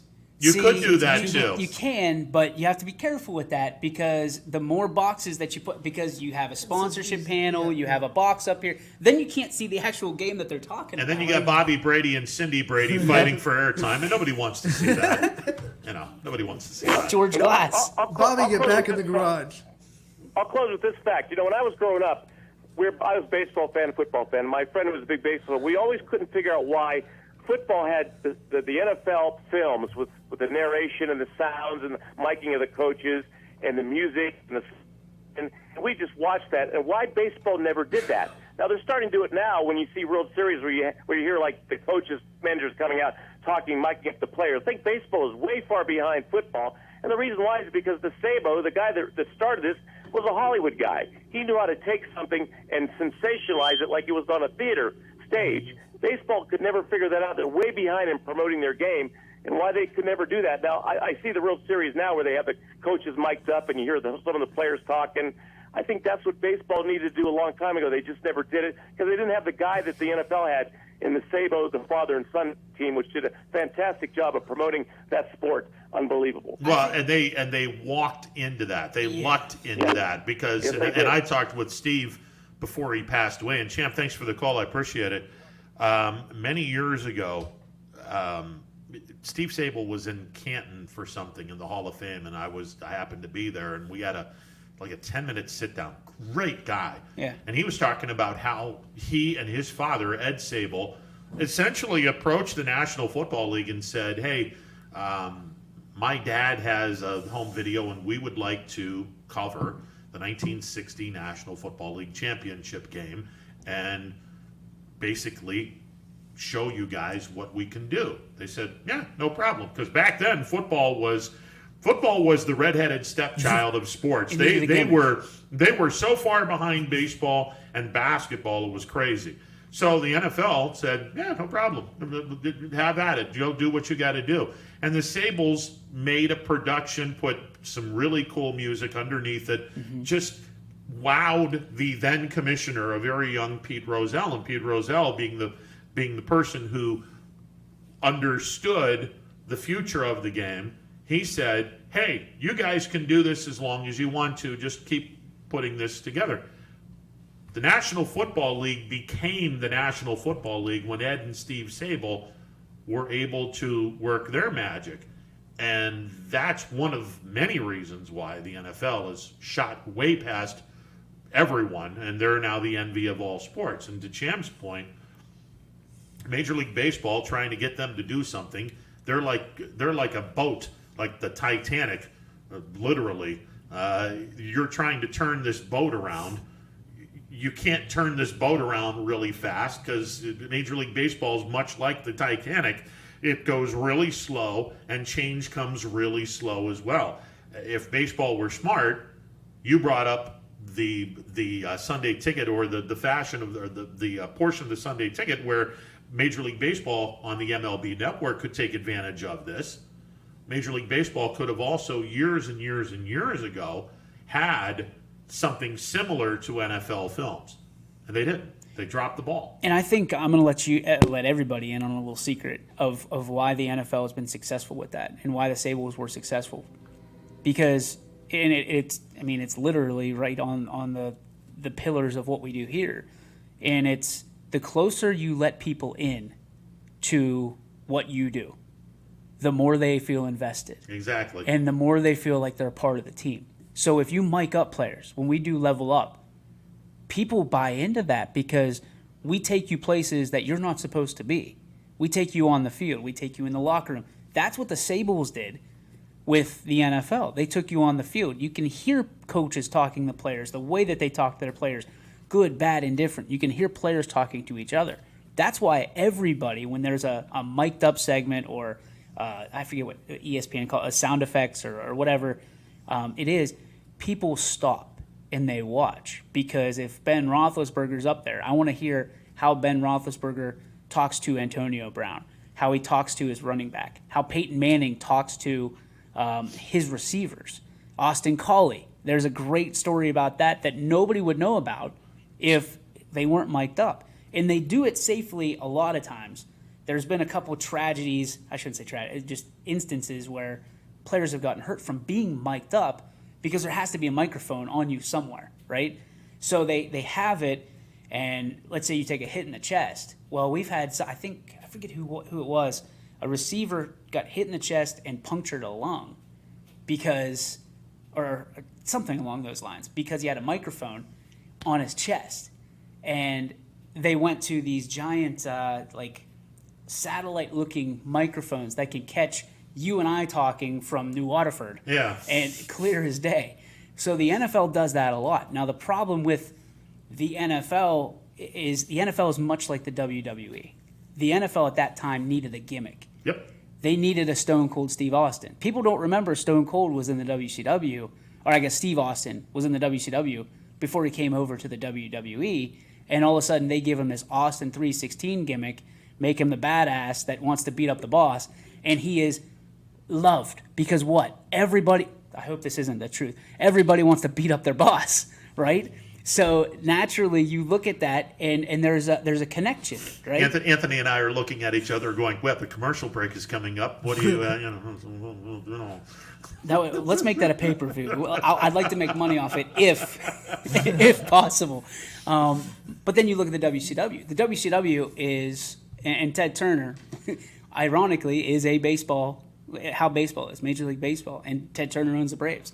They thought that they were good. They don't need a gimmick. They don't need anybody. They can do it on their own. And for a while it did, and then they didn't.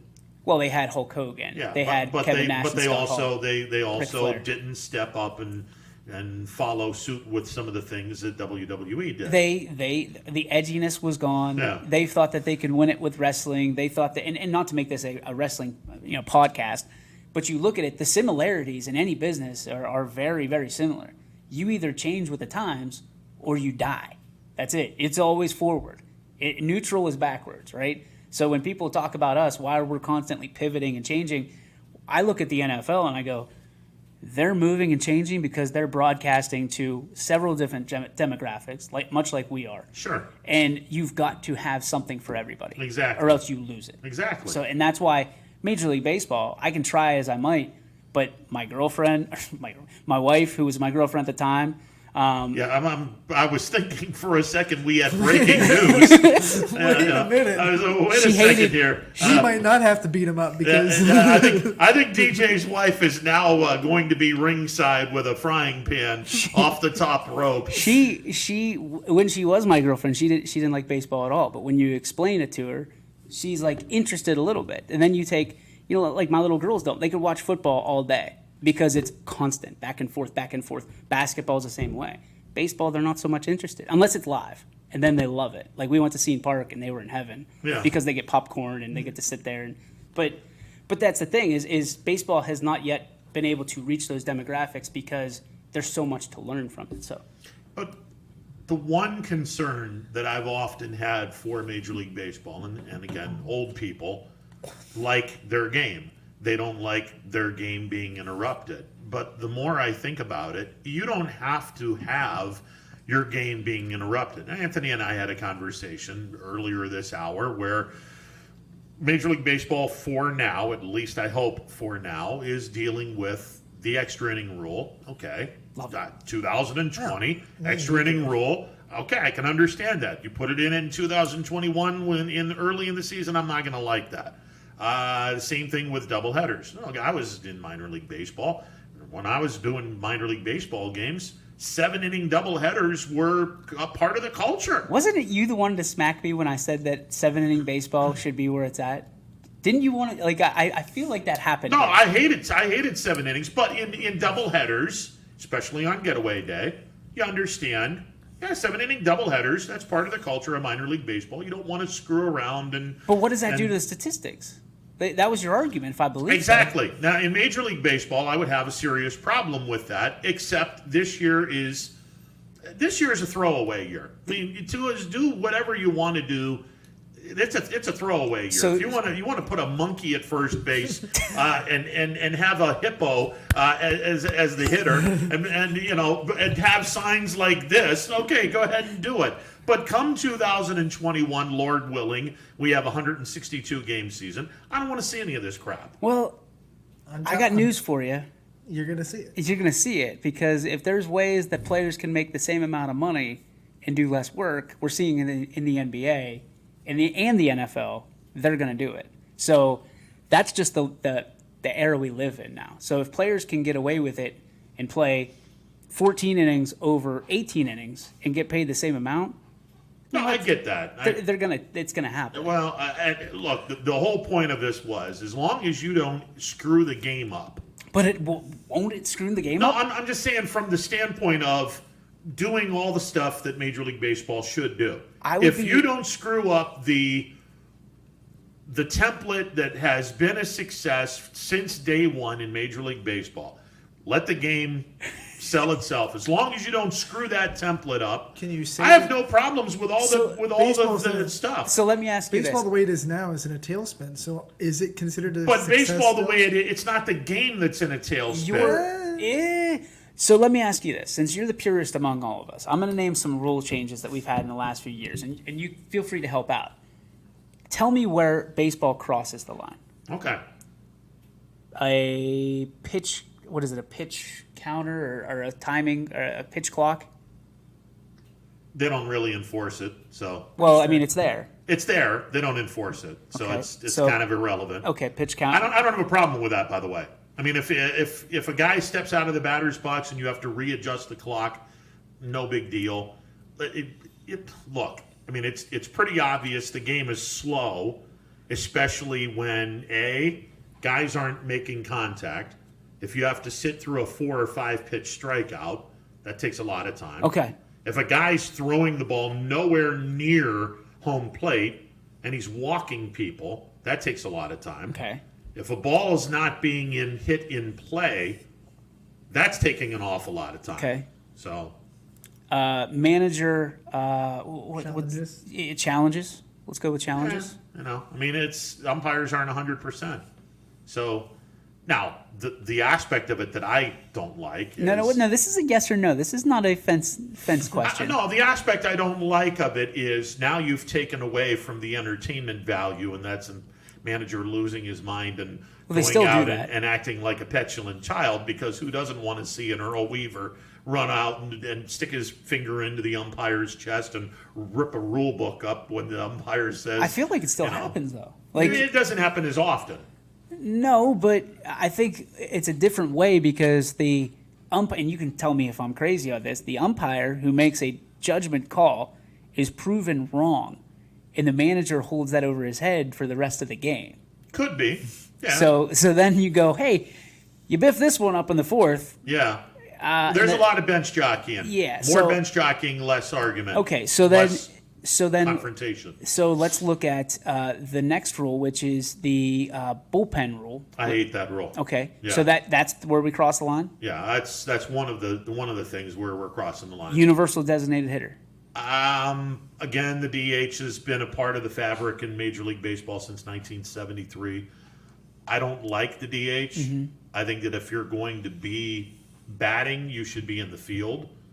But the American League crossed that line 47 years ago. If you want a universal DH, again, I like my version of this where the starting pitchers are in the lineup and they're hitting until the starting pitcher is taken out of the game. No, I like that idea too. Automatically, the DH goes into that spot. But I don't think that suits well for the casual fan, and that's where you're going to lose a lot of people. It depends on.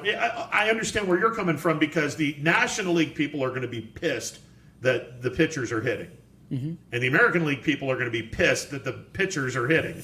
Right. So, but you have to somewhat tell the National League fan, okay, we're not completely bailing on baseball the way it's supposed to be played.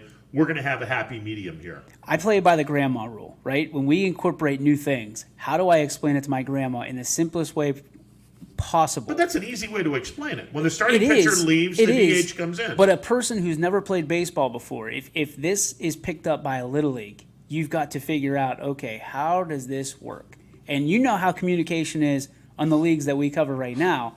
Can you imagine having this being tampered with, and you've got to report that up to a press box? Well, they don't report anything anyway, so it doesn't matter. I'm just exactly. So that's the way you look at it. So then we move on to what is now the doubleheaders, 7-inning doubleheaders. Again, in the minor leagues, it was part of the culture, but in the minor leagues, the standings are. Look, in the minor league baseball, you didn't have a full season, and the best team went to the playoffs.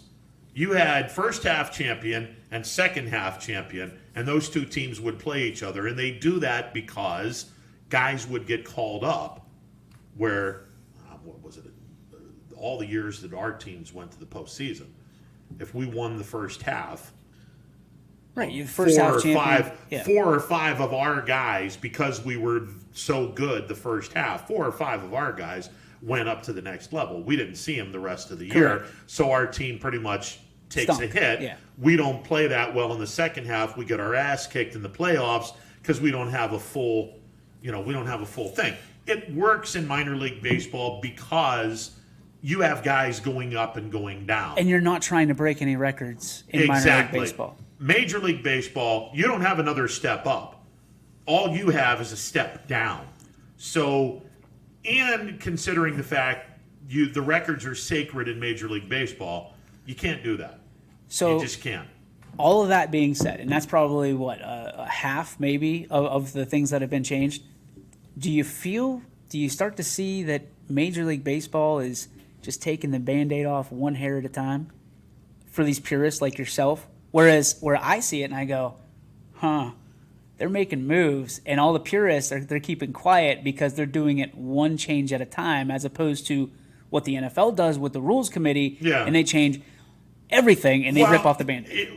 Talk to me in 2021, because if you still have that extra inning rule and you still have the nonsense of the doubleheaders, 7 innings, in a full 162 game season, there will be hell to pay from purists. See, I don't think. Well, they're not going to have any say in it anymore because the MLB is going to go back and look at the success. But they're the only ones that are watching this game to begin with. So no, that's not true because the ratings were up 250% in the first week of baseball. That's because everyone's looking to see sports. But again, just like in baseball, you can manipulate the numbers however you want. If I haven't seen sports in 6 weeks, I'm going to watch a monkey. Careful. How do I put this nicely? I'm going to watch a monkey have business with a coconut. If I haven't seen sports in 6 months, but after a while, I'm going to look at this and go, okay, it's boring and get me out of here. Well, I think, and you and I talked about it before, and we don't need to get too deep into it, but baseball was pure for about 4 days, and then people looked at this and go, "This is an empty stadium." Well, and then people realized that it's become political, and there's another part of it. You look at the statistics, you look at the ratings. That before the game, the ratings are sky high. Yes, and then they fall. Yeah, and then they trickle, and then they go back up towards the end of a game. And this is over every contest that's going on right now, except for hockey, where they go up and they stay even. Yeah, it's going to be interesting when we talk with Callahan about that, because I feel the National Hockey League has an opportunity, thanks to the stupidity of Major League Baseball, the NBA, and the NFL, letting the inmates run the asylum. The NHL has an opportunity to get some fans that really didn't really think that much of hockey, and what better time to get them involved in a sport where you're going to be going in at the best time, because the National Hockey League has the best playoff format of all the four major sports. Hockey players are different, and that's a different breed. I've always noticed this, and for I mean, they love the game. Yeah. It's the same way that we look at our little leaguers when they go to Little League. They love the game. They play for the game. I've never seen anything like it, to where you have very minimal people and players opting out. If you told a hockey player, and I could be completely off on this, but this is what I've seen. If you tell a hockey player, listen, we'll pay you, but you have the opportunity either way to play or not play. They're playing. Yeah. If you do that to a basketball player, NFL right now, if you do it to a baseball player, they couldn't find Yoenis Cespedes yesterday. Did they find him yet? Yeah, they finally found him. He just kind of. And then they just announced, "Hey, he's out. He's opted out." But wait a minute. He told the organization after they found him, "Oh yeah, I'm done. I don't want to do this." Forgot to report. My bad. Sorry. Yeah, I'm out. Wow. And I was waiting for a tragic story. I was waiting for the dude's not answering his phone. I'm thinking to myself, holy crap, something's happened to Yoenis Cespedes. This is a horrible story waiting to happen. And hours after the game is over, they finally got a hold of him, and he's like, "Oh yeah, I don't want to play anymore." Yeah, he's just chilling. Yeah, I'm not even answering the phone from you guys. I'm done. Drinking what coconut the hell's wrong water with you, dude? He's and again, that's just that wouldn't happen in hockey. There's too much respect for the game, and that's why I love listening to. Do you think that's a reflection on maybe the fact that hockey is kind of like it's that we haven't. Here's the reflection. Put hockey players on a pedestal. No, that we put here's other professional sports on? It all comes down to this. If you love hockey, those are the people that play hockey, because you have to get up at 4 a.m. to get ice time. And the parents become obsessed with it. We had Brian Higgins and obviously Jeff Brazil on a couple weeks ago, and we talked to the little phantoms, and you have to love it. And you build that. Like a baseball field, right now you can go anywhere you want and get on a sand lot. You really can. Yep. And in a football field, you just need a patch of grass. Hockey has to be committed, because besides the winter, and even still, you have to clear out ice. And you have to be committed 100%, maybe like the old adage 110%. That's hockey players. They're in, and you learn to love the game, you learn to appreciate it, and they're usually, you look at JT Miller here from Palestine, they're usually the first ones that give back to their parents because of what they have sacrificed to make sure they're at that 4 a.m. ice time and things like that. The other thing that hockey players are known for, dude gets slashed in the face, 16 stitches. Oh yeah, stitch him up in between periods. He's ready to play the rest of the game. He's a hockey player. Guy gets teeth knocked out because he went down on the ice and somebody put a slap shot and smacked him in the face and knocked two teeth out. Yeah. Let him pick up the teeth, put a little stitch in there, and he's back ready to go. He's a hockey player. Unbelievable. It's sick how these guys are able to do what they're able to do. And it just speaks to their work ethic. It's now, almost to the point where it's scary. Like, maybe you shouldn't be playing No, with a giant gash. but here's the thing. What I mean? They're getting paid millions of dollars, and if it doesn't keep them off that ice, if they don't break their leg, if they don't cut their throat on another blade, that's happened before too. It has happened before, and you see people come back. Like Sidney Crosby ate his teeth. The best player in the world ate his teeth and came back and played. And then you got guys in Major League Baseball and football and basketball. They're out with a hangnail. They can't get their jumper off right, or they can't grip a baseball because of a blister. I get it. I understand it. It affects your performance. Nut up and let's go. Like, you're getting paid $350 million, Mookie Betts. Let's go. Let's go. The mental aspect of it, there's no comparison. No, they're soft. The hockey player is just, it's And beyond then you have players crazy. like Carlos Carrasco, who's literally coming back from leukemia and still playing baseball. Yep. See, now I can wow. get behind. I can get behind Cookie. Yep. I mean, 'Cause, geez. you know, he's getting blood Talk about- transfusions out the wazoo, Talk and he's about- wanting to play baseball. Talk about putting your life on the line, Mr. Snell of the Tampa Bay Rays that came, a couple months. Yeah. Cookie Carrasco's literally putting his life on the line. Nah, playing he's amazing. He's absolutely amazing. I'm with it. One thing that I think one of the reasons, besides the obvious of people are turned off by what they saw before the national anthem with Major League Baseball, I personally can't watch a baseball game on TV. It doesn't feel like a normal baseball game. I can't get past the fact that there's nobody in the seats. I'm not there with you. I would much rather listen to the game on the radio, because now at least, and again, it depends on how good the radio broadcaster is, and we're fortunate where we're nestled between two major league cities, and both of the teams have quality radio broadcasters. Whether it's Hamilton in Cleveland or Greg Brown in Pittsburgh, they can both do a really, really good job on the radio. I would much rather, to this point, listen to the games on the radio, because they're going to do a much better job, and it's going to be more aesthetically pleasing to me listening to a generic laugh line type crowd noise, where in TV it just doesn't even look right. I'm looking at this game and I'm like, no, I can't watch this. Because you know what's going on behind the scenes. Exactly. If you didn't, I don't think you'd even recognize it. Maybe, and you might have a point with that. But I just look at this and I'm like, no, I can't watch this. So here's where I thought it was interesting, is people are complaining about this very thing. And I get it. I understand it. But if the MLB would have just said, we're not going to tell anybody, this is what we're going to do, people, the mass of people that watch baseball would have no idea that it is produced like that. Because you think about what we do, and we have one camera, maybe two. Well, two. So, although in my broadcast it's one and a half. It's this one. It's one and a half. Every once in a while the second camera is shown. So I'm old, but I'm sorry. So you look at it and you go, okay, there's a chance you can do it from our standpoint.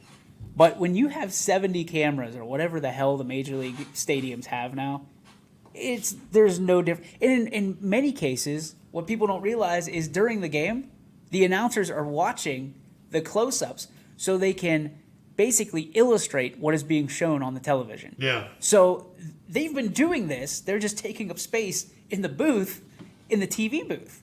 They can do this from anywhere because you're going to get close-ups. You're going to get the better angle. Because the other thing that people don't realize that I know you know very well is you are in peanut heaven when you are doing these games in the major league. Yep. So you're not able to see the spin. You're not able to see any of this stuff unless you have Superman-like eyes. So you have to rely on what's going on screen. Hammy does the same thing. There's no way Hammy, other than looking at the clock or the radar, I can tell the difference between a fastball and a slider. So tell me the difference between a slurve and a curveball. That I can't. There it is. But you can tell the difference between a fastball, a slider, a curve, and a change. Right, but if you don't have it, if your changeup is let's say 87 and your curveball is 88, you have to look at the radar gun. Not even that. You've got to look at the replay. And you have to look at the location. Yeah. So what people don't realize is this has been being utilized for years. It's just now it's public knowledge that they're not actually there. Yeah, but guys aren't broadcasting games off a monitor. They're broadcasting games. They're broadcasting games looking at the field. They'll look at a monitor if there was a foul tip or something of that nature. So it's the same way that we do. There is this very slight delay in TV that you're watching the game. Yeah. And then when it happens, you can look over to your right and see what transpired. See, if you, and maybe that's because we're in this business, you can tell when when the Indians are on the road. Yeah. You can tell when the Indians are on the road right now, because Hamilton's performance is nowhere near what it is when the Indians are home. And what do you mean by that? His play-by-play is off when the Indians are on the road.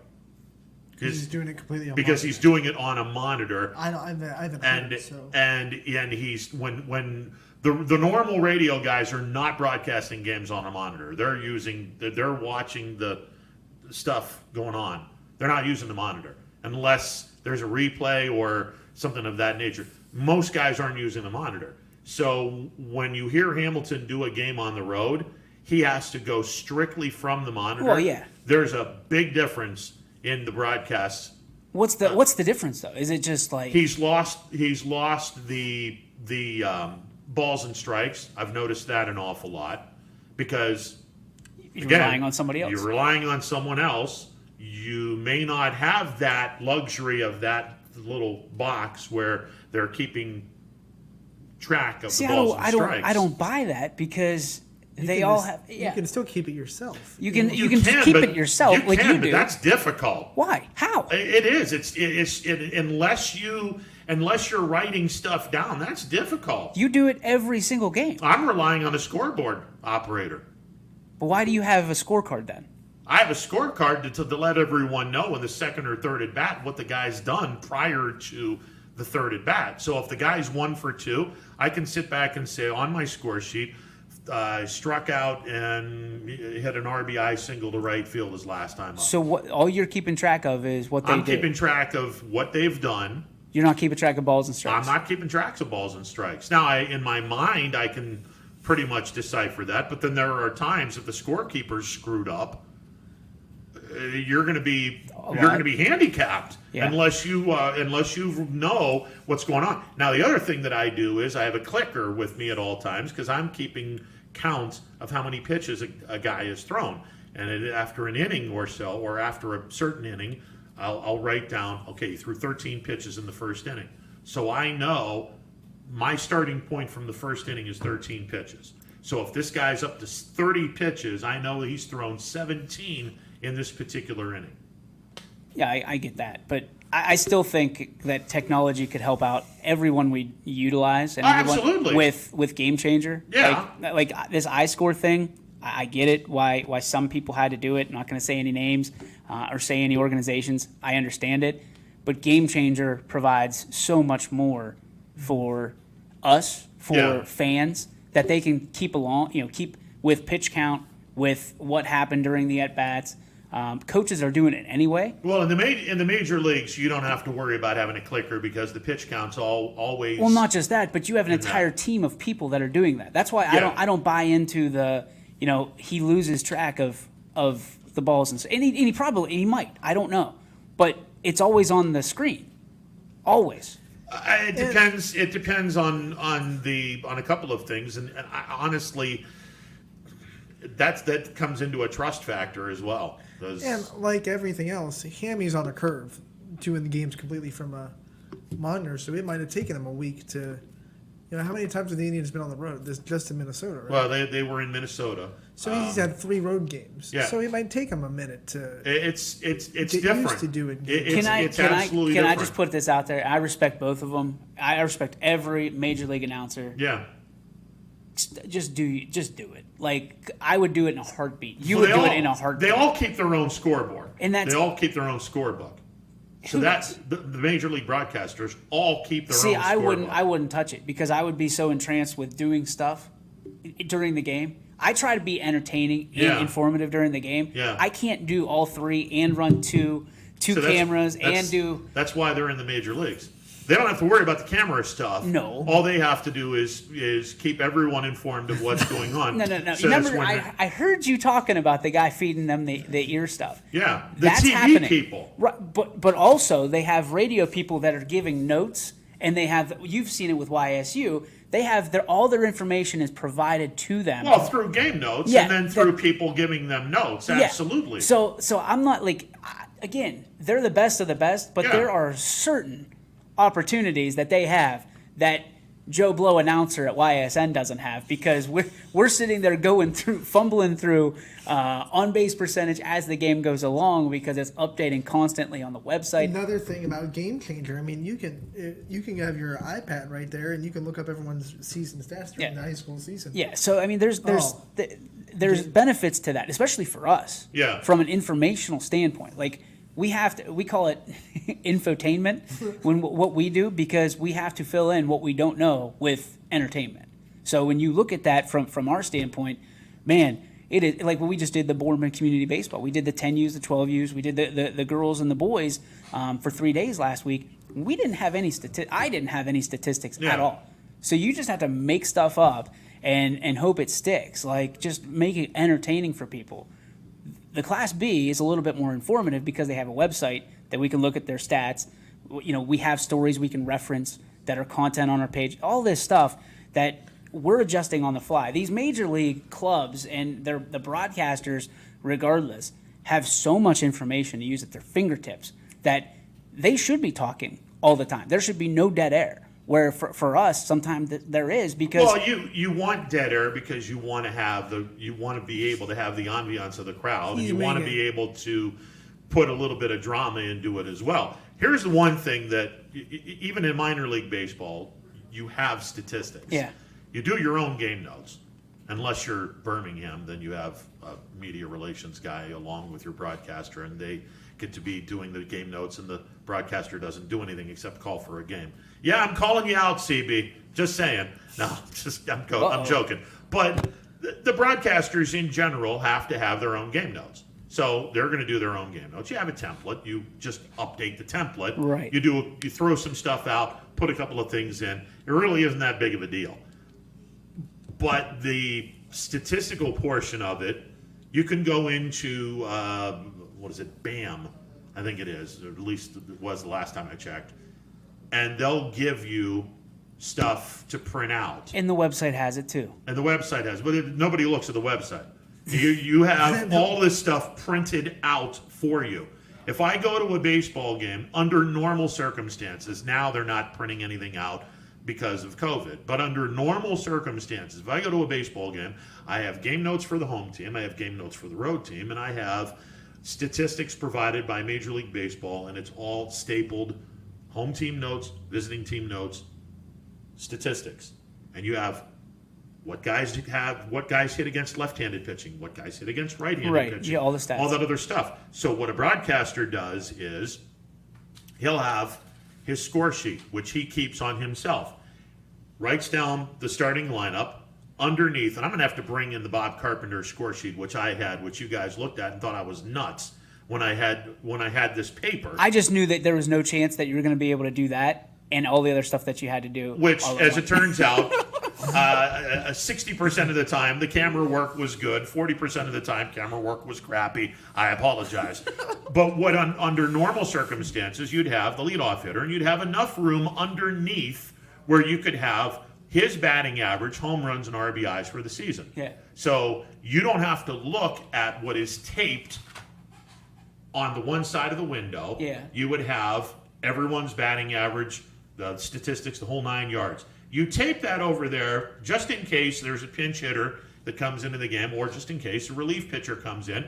During the break, you look at the person's statistics, and then you know what's going on with that person. Right. So when you go back on the air, you have all the stuff. Or if a guy's pinch hitting, all right, Joe Blow's hitting 245 on the year, 10 homers, 64 RBIs, blah, blah, blah. But in the score sheet, you can have all that information. And yeah, that's nice to have in front of you. Yeah, nice to have in front of you. You can also open up a tab in the Youngstown Class B website and have all that information on that screen. It would have been nice to have known that before the start of the season, because I didn't do any of that. The conversation that I had with Ron, inside information, is I said, Ron, I'm looking at one camera the entire time. Well, I'm not hitting that camera. I'm not hitting it. They'll deal with that. Ron, just hit the other camera. Like, if you're going to do that, just hit the other camera. Hit the wide angle. I know. You're teaching an old dog new tricks, so there you go. Happy birthday, brother. But the bottom line on this is, for Major League broadcasters, they're spoiled because they have minor league broadcasters are the same thing, but college broadcasters are in the same boat. But If they're national. They don't have what the major leaguers have. Well, the major leaguers have an engineer in the studio. Yeah. The major leaguers have people that pass stuff Exactly. onto them. You Listen. also have a binder that says, hey, the third inning's a grand slam inning. Patty Noonan in Cleveland, you Yeah, can you get turn a the Ford page. Mustang convertible, and you just turn the page. I used to do that when I was in minor league baseball. I had a template for the whole game, knowing that second inning was the mow 'em down inning. If a guy strikes out the side, whoever is going to win a tractor from Harry Dick and Joe Sales, tractor sales I need to talk to on, them. I need a on Main tractor. Street in East Palestine. I need So a there you tractor. go. But, I mean, it's just, now that you've got this as an obstacle, some of your stuff goes out the window. It And you has have to to. go on the fly, Has to. and it's entertaining to see Something's what better some of than the, nothing. Some of the people do behind the scenes. I'll tell you what. When we were at YSU and they give us the game notes, I feel like I'm a king. Yes. I feel like I'm a king. Like we have everything at our disposal. Yeah, because it makes the broadcast sound a whole lot better. Oh my gosh. And this just in, it makes people sound really entertaining and intelligent. You wanna know- when you sit back and go, hey, this guy's hitting 400 against left-handed pitching, and they're like, wow, he's really on his game. No, not really. I just had the information provided to me, and I'm just showing that information. Here's what I'm going to tell you. The best prepared broadcaster we have is Richie Giuliano. Oh, jeez. By far. The worst. He's got a notebook. The worst prepared broadcaster we have is yours truly. I am because I don't have time to be prepared a lot of the times. It's just go and just, like you said, mow it down. Yeah. And get it. I try to use some of the tips and tricks that I've learned over. But the beautiful thing is people realize this. They realize that it's not going to be a Fox Sports presentation, but they still appreciate it because we're not covering the Pirates. We're not. Now, if we were covering the Pirates, I'd have to clean up my act real quick. Yeah. But yeah.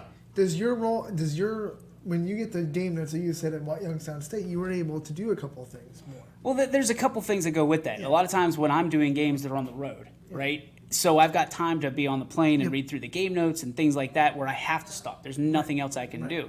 But even, like Ron will tell you that doing a Class B game and doing a YSU game is night and day because you're playing, especially this year, we played every night practically for a month and a half. And things change like this. Whereas YSU, they have, Thursday, Friday, Saturday, and Sunday? Well, Friday, Saturday, Sunday, Friday, in a normal Saturday. weekend, and then 1 or 2 weekday games. Yeah, so you have But the that. weekday games, you still have a press. You still have game Exactly. notes. They still cover, and they do Yeah. a fantastic job at that. I wish there was somebody at Class B that we almost are the Class B reporter because we cover. No, they know every almost single about game. it. We are. Yeah, I mean Yeah. it's one of those things where we are the only source of information for it. So it's weird to be that because I'm like, all right, where do I go to get the information? Oh, wait a minute, I just ysnlive.com. Click. Oh, there it is. See, now, if we do games with YSN, or YSU. YSN, Jesus, games with B League next year, maybe someone is in charge of putting all of the stuff together in terms of the averages and whatnot. That's on YoungstownClassB.com. And that's on YoungstownClassB.com, which now next year, I will say this: we will be doing an all-star game for all 3 divisions. Yeah. And we will be doing presentations of awards. There you go.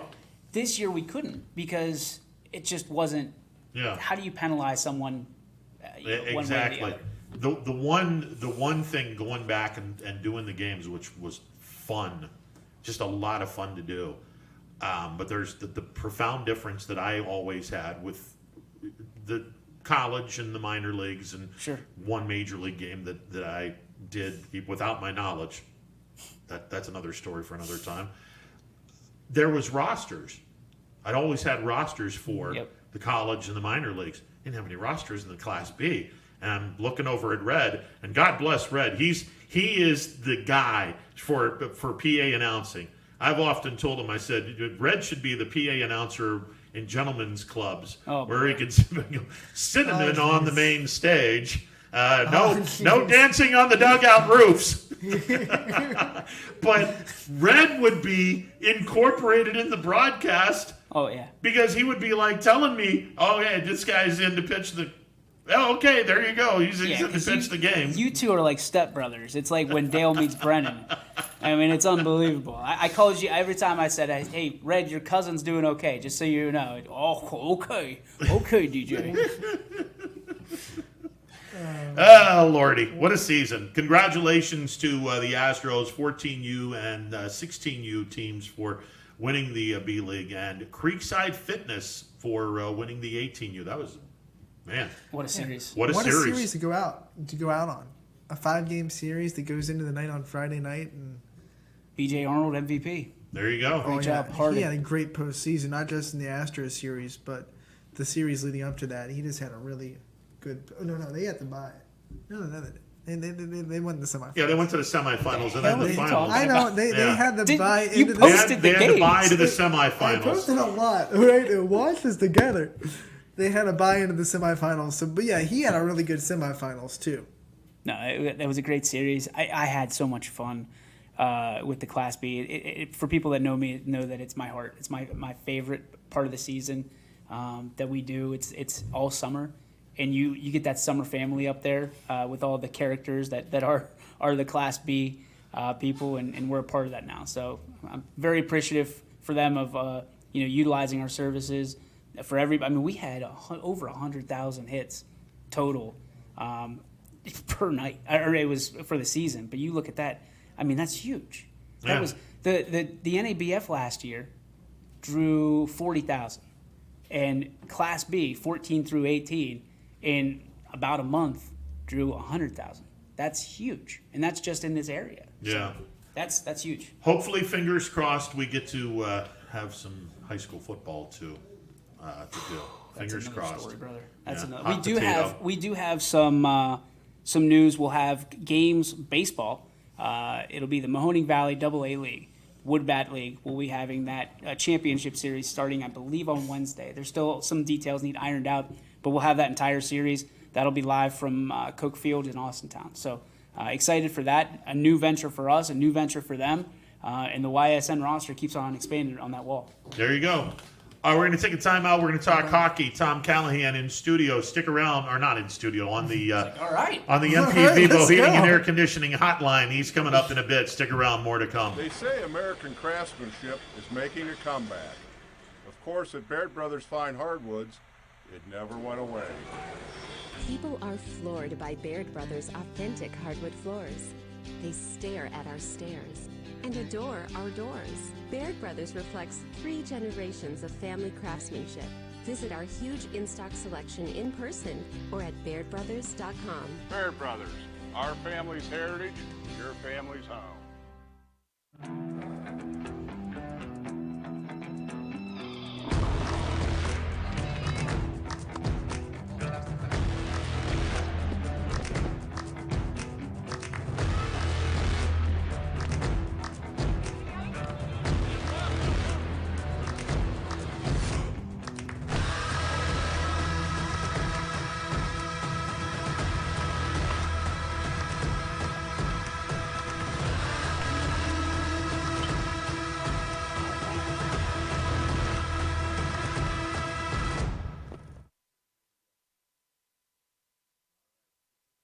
Planning a project around your home or rental property? Trust the electrical service to the local experts with 62 years of serving the Mahoning Valley. Joe Dickey Electric is your local go-to source for responsive, reliable residential electrical work. From everyday maintenance and repairs to new installations, electrical upgrades, and safety inspections, no job is too big or too small. Call Joe Dickey Electric today, 800-549-3976, or visit DickeyElectric.com.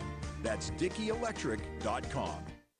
Myers Family Insurance knows the importance of a great team. Our team continues to grow to help you with your Medicare and retirement needs. The annual election period is here, so it's all hands on deck to make sure your plans still meet your needs for 2020. Call us today. It's a Monday edition of Running Points on YSNLive.com. Ron Potesta with you. Let's go to the phone lines, and we welcome in our hockey guru, Tom Callahan, and let's talk some pucks with Mr. Callahan on the MP Vivo Heating and Air Conditioning Hotline. Mr. Callahan, what's up, my brother? What's going on, Ron? It is wall-to-wall action right now if you're a hockey fan, and it's just absolutely insane trying to keep up, but it's fun. Hey, I heard your talking puck on Twitch last night, and you brought up something that, first and foremost, out of the chute, we have been talking a little bit about this. The chicanery going on with the other three major sports in the United States and Canada. That would be the National Football League, the National Basketball Association, and Major League Baseball. Seems like the inmates have run the asylum and they're allowed to do whatever they want to do, where the NHL is basically buttoned up in terms of the national anthem and how everyone is going to approach the national anthem. Is that going to pay dividends long term in terms of fans looking at the product? Because it seems to me that if there was any time for the National Hockey League to indoctrinate people into the craziness of hockey, it would be this time of year, because the postseason is the best version of hockey. It is, and it's the most intense. And Ron, this is what we often say around the sport: is if you can get anyone to tune into a playoff hockey game, especially if it's a Game 7, or in this case, if we get to it a Game 5, because this year's a little different. But that elimination game, there's nothing like it. And you know, it's interesting to me. I personally believe that most sports fans have pretty short memories, good or bad. You can hate a player for one day and love them the next, hate a team one day, love it the next, or an entire sport. And I know you and I are both baseball guys, and a lot of your listeners probably are too, and so I often use baseball as an example. After the strike in '94, I said, that's it, I'm done with baseball. Too much greed, too much this, too much that, and I'm not coming back. And I stayed away until the home run chase. And then that storyline kind of brought me back, for better or worse. And I've always loved baseball as a game, but, I was mad at it for a while. But I came back, and eventually, I was able to forgive that. So I think, honestly, I mean, you're right, especially in the NBA and Major League Baseball right now. And gosh, baseball with all the craziness going on with the virus. Baseball is like the most slipshod thing in the world, and it really annoys me, the way they're running things. But, once things get back to normal, we'll probably forget our anger. We'll lay that down and say, okay, well, we're back. But yeah, if you can get hockey fans for whatever reason to come over right now and take a look at and see what hockey is a very clean cut and orderly sport personality wise for the most part. So I think that may appeal to some people looking for something like that. And also from, it can be fairly conservative in its behavior and in its nature. So, maybe this is the right time for people to be exposed to the product and become fans of it. I hope so. I just want to grow the game. We had sat back and speculated that of the four major sports going through the world in which we now know, at least for the time being, that the National Hockey League has an opportunity to grow more than any other game because of the unfamiliarity of hockey to the casual sports fan. Add on to what the casual sports fan saw and obviously did not like, according to the ratings of the NBA and Major League Baseball, the National Hockey League is now becoming a alternative, and with the games that are on television, and I will say this, the games are not really missing a beat in terms of the production and in terms of the quality of the broadcast, because very rarely do you see the fans per se. You're more hearing the fans than you're seeing the fans, unless a goal is scored. Then you see the crowd going nuts because the director will have a pan shot of the crowd going nuts. Hockey, the production of the game really hasn't lost that much except for the crowd noise. No, and you have to compliment the NHL for the job they've done. I think they have done an excellent job of filling in the gaps with the production. And Ron, me as a trained play-by-play guy, and yourself obviously as well, I mean, I can notice once or twice a game where there's something that I know the reason that either the call went the way it did or the description is the way it is because it's off a monitor and not live in the building. You could tell the difference between the guys who are there and the guys who aren't. But that said, for the most part, I think it's been excellent. And I think the NHL really put a lot of thought and a lot of care into the production value of the games they're showing, which is great because it highlights, as we've already said, what is at this time of year, meaning playoff time, a fantastic product. And let's face it, people who have been dying for sports for a while, who have just been waiting for something, anything to come back, maybe they're trying the full menu right now. Maybe they're looking at all of their options and seeing a little NBA, a little MLB, and maybe some NHL. What I will say for the NHL, and I think the biggest compliment for the NHL is thank God they put their games in the bubble in Canada. I think Toronto and Edmonton were the two of the best choices that the National Hockey League could have made. And under the circumstances, the fact that Canada has taken control of COVID and they're in a much better situation than the United States is in, and the fact that they have put this bubble together that the players seem to have a lot of respect and are following their P's and Q's within the bubble. It's a home run for the National Hockey League. Look, as much as we want to, as Americans, say, hey, the National Hockey League, this is a great sport, Canadians are tenfold better fans than the American people because that's their sport. I mean, that is hockey is Canada, and for the National Hockey League to recognize and understand we have to put these games in Canada, I think it's been a home run for the National Hockey League. Well done for the city of Toronto and the city of Edmonton to this point, and hopefully the P's and Q's are minded by the players so the bubble stays intact.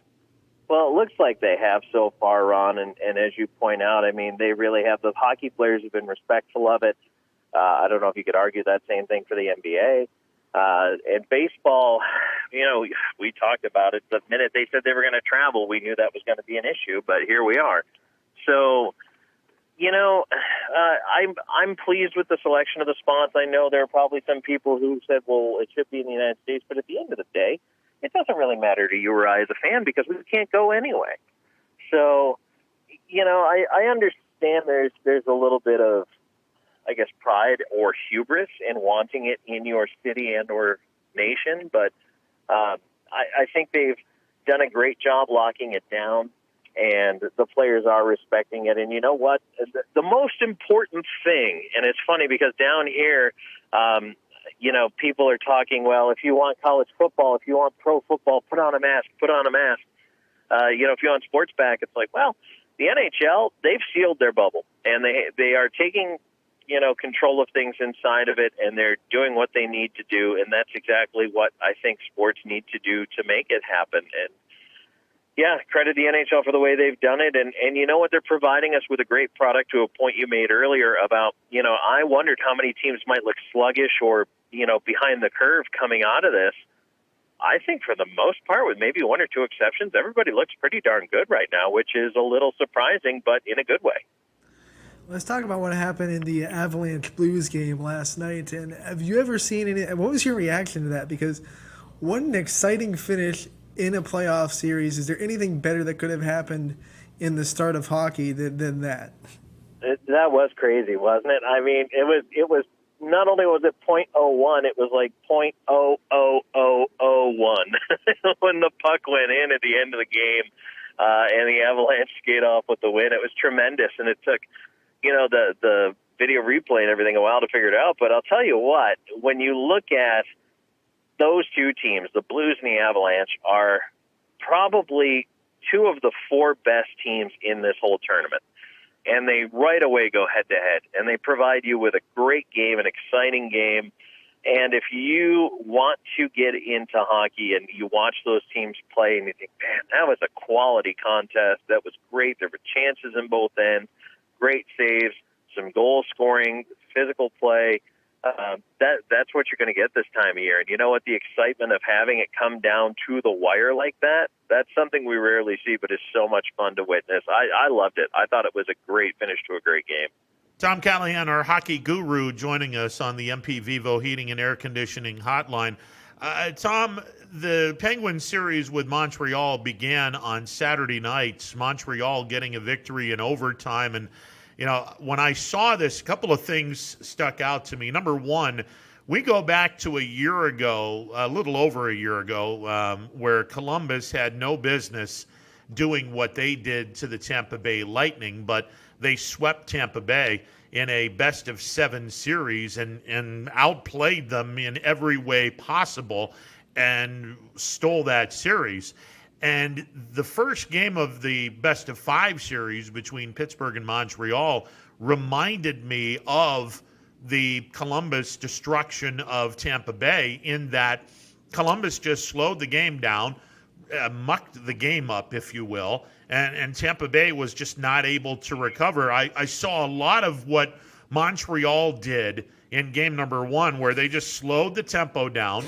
They would not allow the Penguins to play to their strengths, and a lot of folks said, hey, Pittsburgh's going to sweep this series. It's not even going to be close. And now you're looking at Montreal with a 1-0 lead and an opportunity for a 2-0 lead tonight when they play again in Toronto. Could the unthinkable happen 2 straight years, Tom? It's not unthinkable, and for number one, I'll tell you why. With Montreal, they have a goaltender in Carey Price who's an all-world goaltender. He is one of the top 5 still in the game when he's on his game.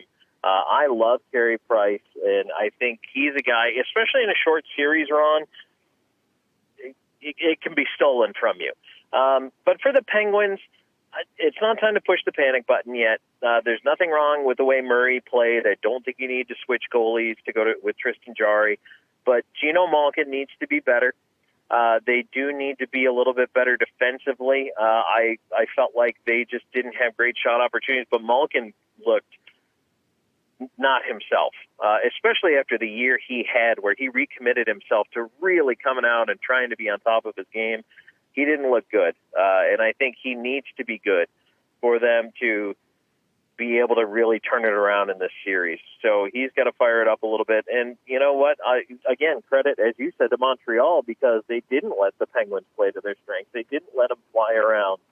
And that's what they're going to need to continue to do. And then you rely on your goaltender to make the saves, and he's capable of giving them those saves.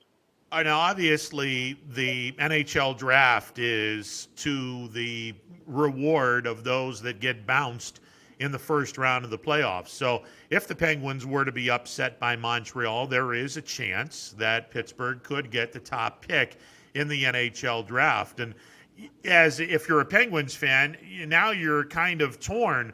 Okay, if we lose to Montreal, there's a pretty good chance we get a difference maker if we're the top pick in the NHL draft.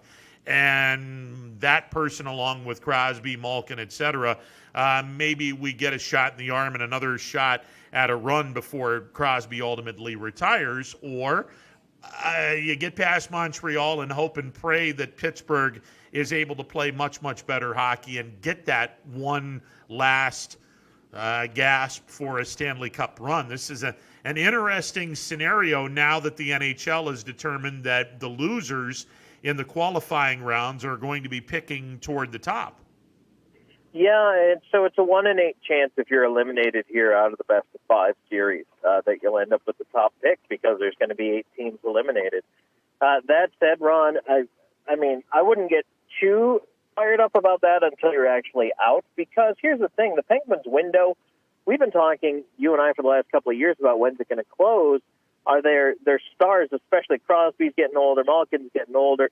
They have some good young blood on that team, some guys who have come in, stepped up, played better.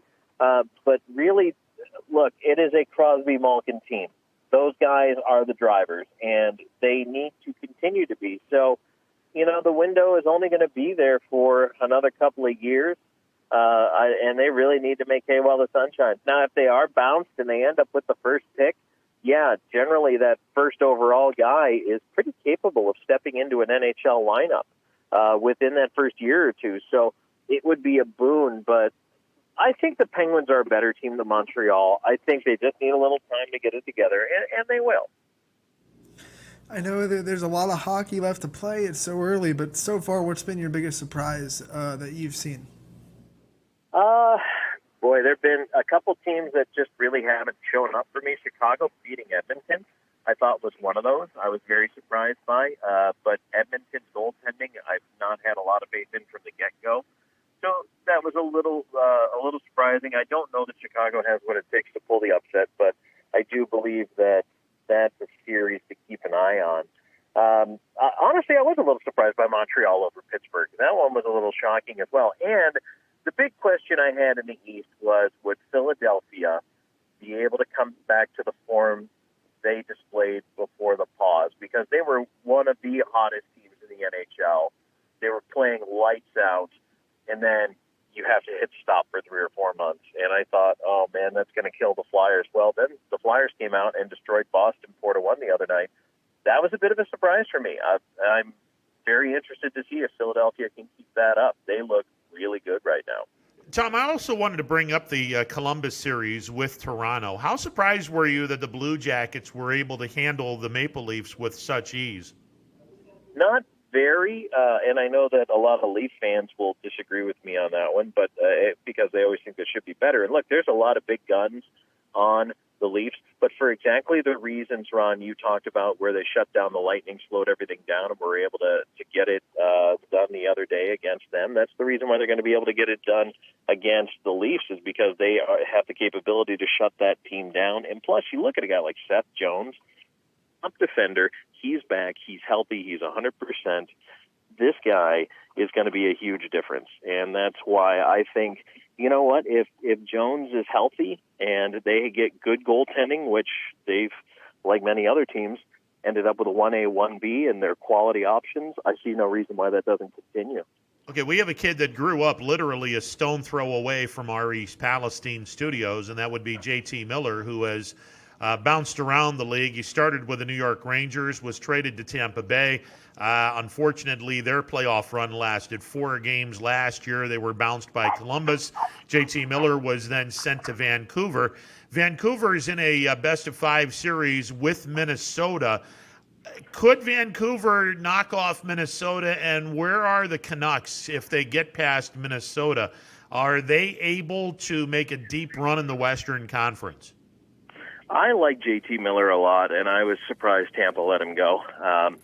I think he's a guy who is a heart and soul guy, and I think he's made the Canucks better. But the Canucks are only going to go as far as Jacob Markstrom takes them, and it's his goaltending that really gave Vancouver the season they had. And it was a good season. I thought they played well when he was on. Then he got hurt, and they fall out, and kind of hit at the right time for the Canucks. That said, I liked the Wild heading into the pause. I liked what they did at the trade deadline, and I think they're very capable. The question for me, so they went with Alex Stalock over Devin Dubnyk in net, which I think was important because I'm not a believer in Dubnyk. But Stalock also was a guy with vulnerabilities in his game. If the Canucks are patient, they might be able to get him to open up. If they get past, so let's just assume they get past the Wild, they're going to be reseeded. They'll probably end up with a mid-bracket draw. It's not going to be an easy road for them because the top 3 in the West are so formidable. I think at some point they run into a buzzsaw. Unless they match up with Dallas, which could always be possible due to reseeding. I think Dallas is very beatable.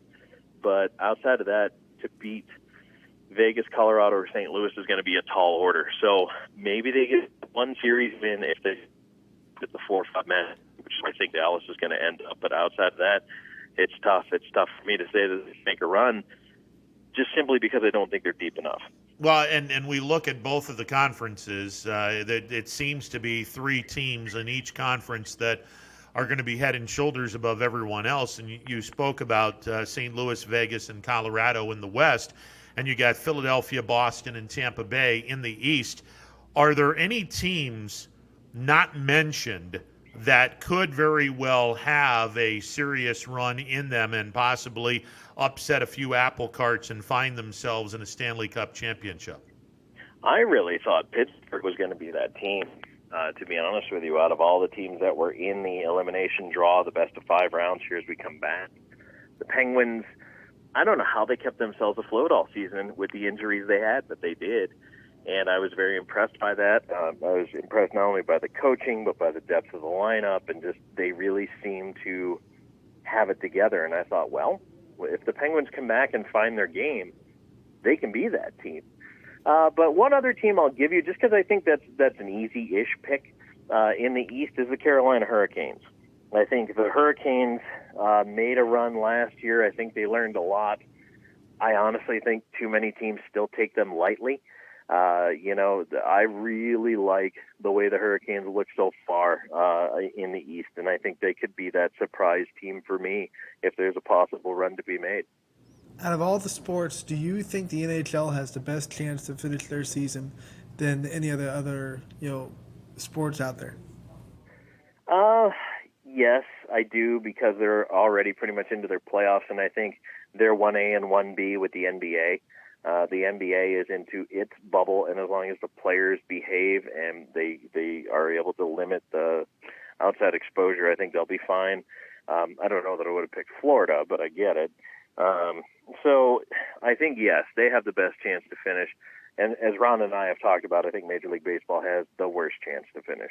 Well, and I hate to give him credit because he's a doofus as a commissioner, but I'll give Rob Manfred all credit in the world. He flat out told the guys, look, if you're not going to be in a bubble, and the Players Association were the ones that said no to the bubble, Manfred told these guys, if you're not in the bubble, then you're going to have to mind your P's and Q's, and hopefully after the fiasco with the Marlins and the Cardinals, everyone is now going to realize we got to mind our P's and Q's. Otherwise, this season isn't even going to be played through because we're just going to assassinate our own season.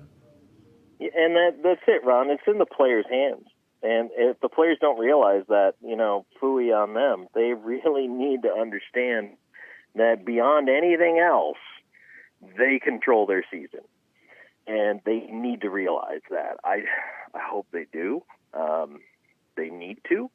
But quite honestly, it seems simple, doesn't it, for you and I on the outside? We're sitting out here looking in going, boy, if only they do this, if only they do that. And yet, sometimes they just don't do it. And we shake our heads at them. But, it's hard to, even when they were trying to put things together, it's so hard to have that sympathy for the millionaire versus billionaire setup, or even like for the athletes, or when we hear of celebrities going, oh, I'm contained in my 7,000 square foot mansion or whatever it is. Feels bad for you. Fans just want the sport to be played, and they expect you to behave. The National Football League. I'm sorry, Tom. We had lost you there for a second.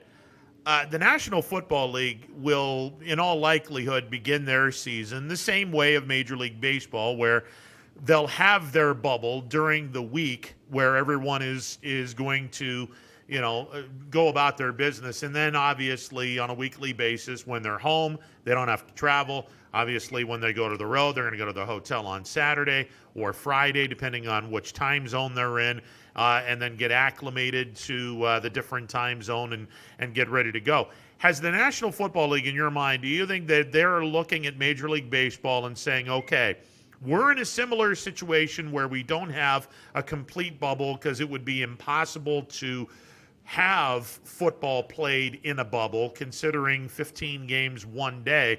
No way you'd be able to do it in one city. You'd have to do it in about probably 7 different cities if you wanted to have the National Football League played the way it's normally played. Do you think that the National Football League is looking at Major League Baseball and saying, okay, we're taking mental notes, this is how we're going to have to go about this in order to make sure that we're not having the same mistakes? I think if the NFL could find a multiple bubble model where teams play through, and if you needed to, I guess you could switch bubbles with a bye week in between if you shorten the schedule. Because once you put 4 or 5 teams in a bubble, or however many you want to, divide the teams any way you want, even if you put 8 together in 4 different bubbles, then everybody can play everybody once, and that's 7 weeks worth of games. And then maybe you do something again after that, or shortening the season. But I'll be honest with you, Ron, if there's travel involved, and look, I've traveled with sports teams my entire career. If there's travel involved, people are going to get sick. And it might not be COVID-19. It might be a flu bug. It might be something else. But teams get sick when they travel. It's involved. I would not trust any amount of. That's why I'm so, because there's no travel and expect everyone to be healthy for the duration of the season. Yeah, Tom, we lost you, but the point being made, you and I have traveled for years and years and years via bus or whatever other transportation, and it may not be COVID-19, but once you have a flu bug, it goes through the system pretty quickly. It does. It goes through the whole team. And Ron, you and I have heard the phrase several times, and maybe fans have. We call it the germ tube, whether it's a bus or a plane. That's exactly what it is. Yeah, it's unfortunate, and again, unless you're completely in a bubble, let's not. You're just not going to be able to get away with that. Now, obviously, when in Major League Baseball, if you're going to be on the road, stay in your hotel. You can stay in the lobby, stay in your hotel room, order room service. For the love of God and everything that's holy, don't go to a casino or don't go to a strip club. Right. But now you've got to rely on everybody to, as I say, do their job. This is what you're being paid to do, is your job as a professional athlete. There are certain sacrifices you make to do that job. Hey, Tom, before we let you go, a couple of other things. The television standpoint of things, what are the ratings, or what have the ratings been like? Has there been an uptick on the ratings as far as you know? You know what? Right now, I haven't seen any of the early returns on the books yet. I don't even know if the NHL has put them out for this first week yet. But I have to imagine, Ron, they're going to be higher because people are still cooped up. People are still starved for sports. One thing is with the Olympics being postponed, what NBC has now done is it's able to fan all the games across its family of networks, much like it does with the Olympics. So that is going to help their exposure, although, again, you have to be a cable subscriber for most of this. But, I think they did it right by putting Eastern teams in the East, Western teams in the West. It allows you primetime matchups and the teams that you need to play in prime time. I'm sure, especially in Canada, the ratings will probably be even higher this weekend because the Blue Jays, as we know, didn't play for 4 days because of what's going on in Philadelphia. That's where they were supposed to be playing. So I think that they are primed for success. Well, and obviously the other thing is you're going to see a lot of upsets in a best of 5 rather than a best of 7. You will see some upsets, and the fact that you don't have home ice advantage, that it doesn't matter where you're seated. You're going to be in one neutralized location, so the seedings really don't mean all that much because you're not going to be going to a road game per se. Both teams are going to be on a road. That's a neutral site. So home ice, there is no such thing, and that's one of the things that is making this playoff system so interesting to look at, because I think there will be plenty of upsets in the postseason. I think it's ripe for that as well. And, for those people who are like, well, Edmonton on its home ice and Toronto on its home ice is an unfair advantage, guess what? Both of those teams lost their opening game. So, call it what you will, but, the rink is the same. It's like the movie Hoosiers where, Gene Hackman goes in and measures the court and shows them that, hey, it doesn't matter if we're playing in this giant field house or we're playing in our high school gym, the court is the same. And the rink is the same. And so you go out there and you play hard and you play better than the other team, you're going to win. Carolina's already beaten the Rangers today 4-1 because there's 3 games going on in Toronto. So Carolina's taking a 2-0 series lead on the Rangers, and they have the Rangers on the brink of elimination. Not a huge surprise, especially because Shesterkin couldn't start, and we're not entirely sure why, but he's hurt. He must be physically hurt, because if he was, and it's all the same terminology right now in the NHL, the unfit to play. But if he was sick, he wouldn't be at the rink watching games, but he is. So that's an injury situation. The Rangers, they're still not there yet, and they need to trade Henrik Lundqvist's contract and get out from under that. So it hurts them that they didn't have arguably their best goaltender even in the lineup. And Carolina, as I said, I really like them. They've been good, but I think you're going to see the other thing, Ron, is as we get into the playoffs, we will separate the wheat from the chaff. You're going to see the good teams be able to pull themselves ahead. Because here's the other thing, too. Remember how we talk about travel fatigue in a normal series when teams, especially if it's a crazy bi-coastal series, heaven forbid it's, New York City against Los Angeles in the final or something weird like that. Or we have Boston, Vancouver. The travel for that was insane several years ago. We don't have that now. There is no travel. Your travel is walking to and from the arena. So I'm pretty, excited about what we could see out of all this because teams are as rested as they're ever going to be. They're as healthy as they're ever going to be, and there will be no fatigue from the travel and the other things. Has the NHL announced where the Stanley Cup championships are going to be played? Yes, they'll be played in Edmonton. Toronto screwed again. Tom, always a pleasure, sir. All right, Ron, thanks for having me on. I appreciate it. You got it, man. Our NHL guru, Tom Callahan, joining us on the MP Vivo Heating and Air Conditioning hotline. And, poor folks in Toronto. They don't even get the Stanley Cup championship. They don't get that. They don't get home baseball. They've been screwed over all the way through this summer. Yeah, Toronto, the Blue Jays are going to be playing their games in Buffalo. They figured out the lighting situation, which I didn't think that they would have a problem with that. Unfortunately, minor league stadiums don't have the major league lighting, and they don't have the clubhouses that are as spacious as the major league clubhouses. You're just going to have to pivot, find a way to make it work because that's the best thing you can do. Yeah, and they were going to go to Pittsburgh, and then the mayor? City of Pennsylvania's health department said, that's not going to happen. I was surprised the Pirates were going to do it. Like, the Pirates signed on for it because I was thinking, man, there's so much that could go wrong in just your home four. Then you add another variable by letting another team use it. It's just too much out of your control, I felt like, for the Pirates to even think about it. But the Pirates greenlit it, so I was surprised. Yeah, I was. Speaking of being surprised, I was surprised that the Indians and the Twins were able to play this weekend, knowing that St. Louis had used the visiting clubhouse when all of the COVID cases turned positive.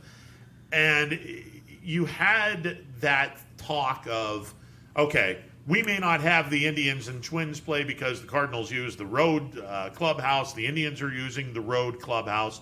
But apparently Major League Baseball said, no harm, no foul. No one's going to... That and the Indians didn't make a fuss about it like the Yankees did in Philadelphia, where the Yankees were like, we don't want to go there because the Marlins were in there.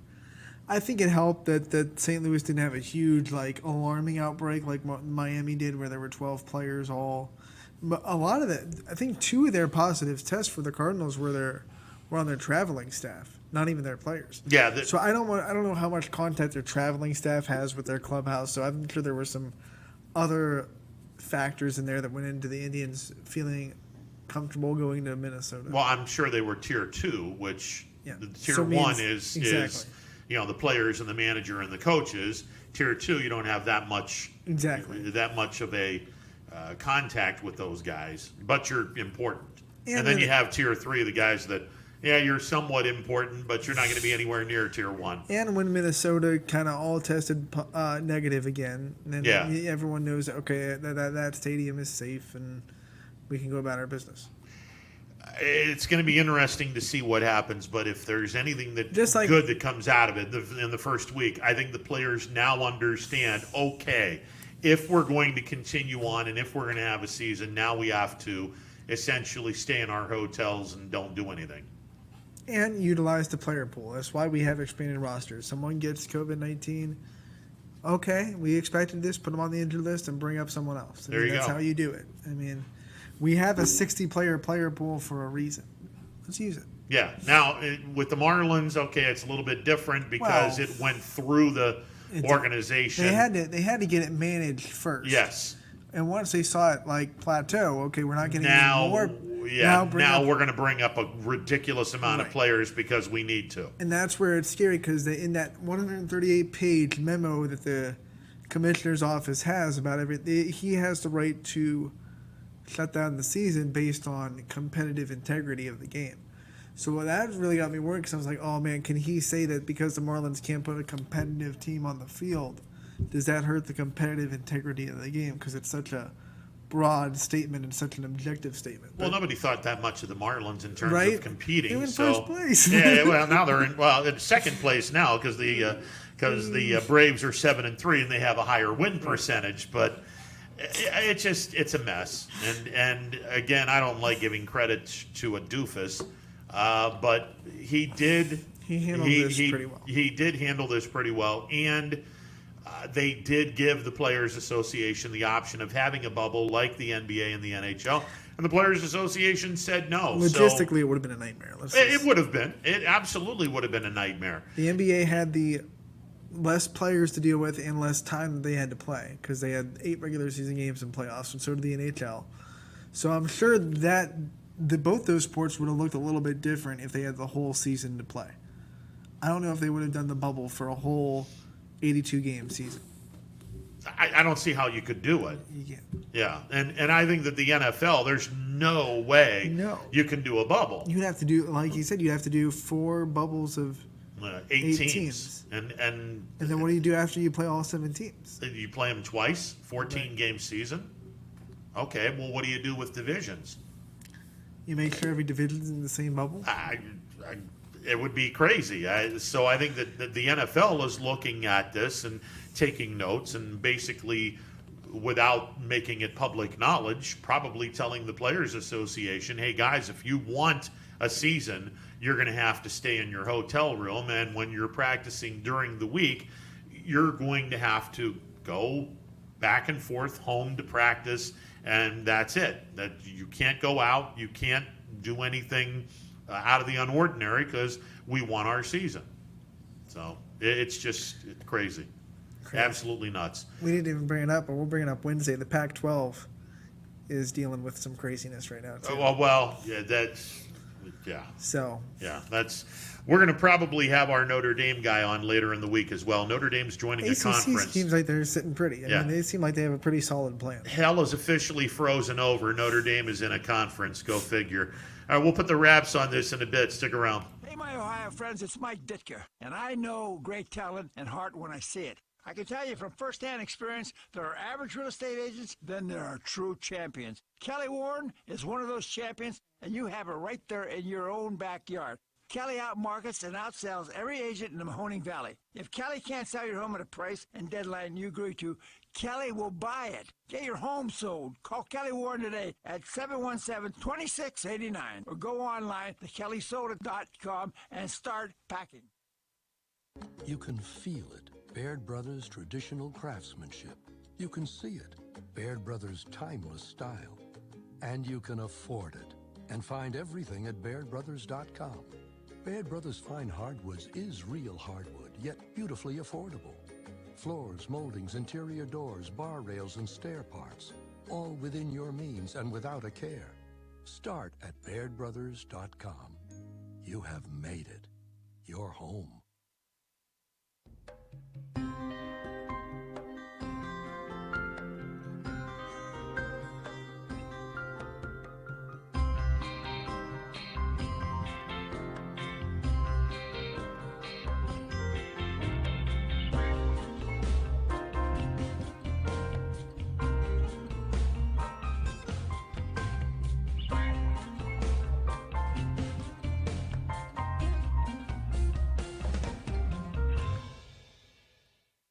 Teams work hard and give it all they've got. Well, so does ours, because 21 Sports and YSN give you extra effort when covering local sports. 21 Sports and YSN, winning coverage of our Valley's teams.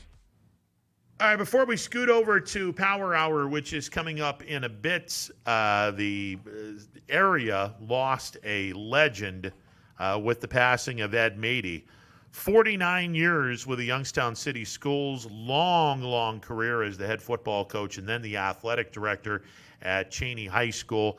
Ed Mady was around when I was in school, which was, a long time ago. And he was an unbelievably successful coach and athletic director and a true ambassador to the Youngstown City Schools. He's definitely going to be missed. Our thoughts and prayers with Ed's family. Just a great guy, and that's an unfortunate loss. He was one of a kind, no doubt. That'll do it for the show. Stick around. The Power Hour is coming up. Have a great rest of the day. We will talk on Wednesday from noon to 3 on ysnlive.com.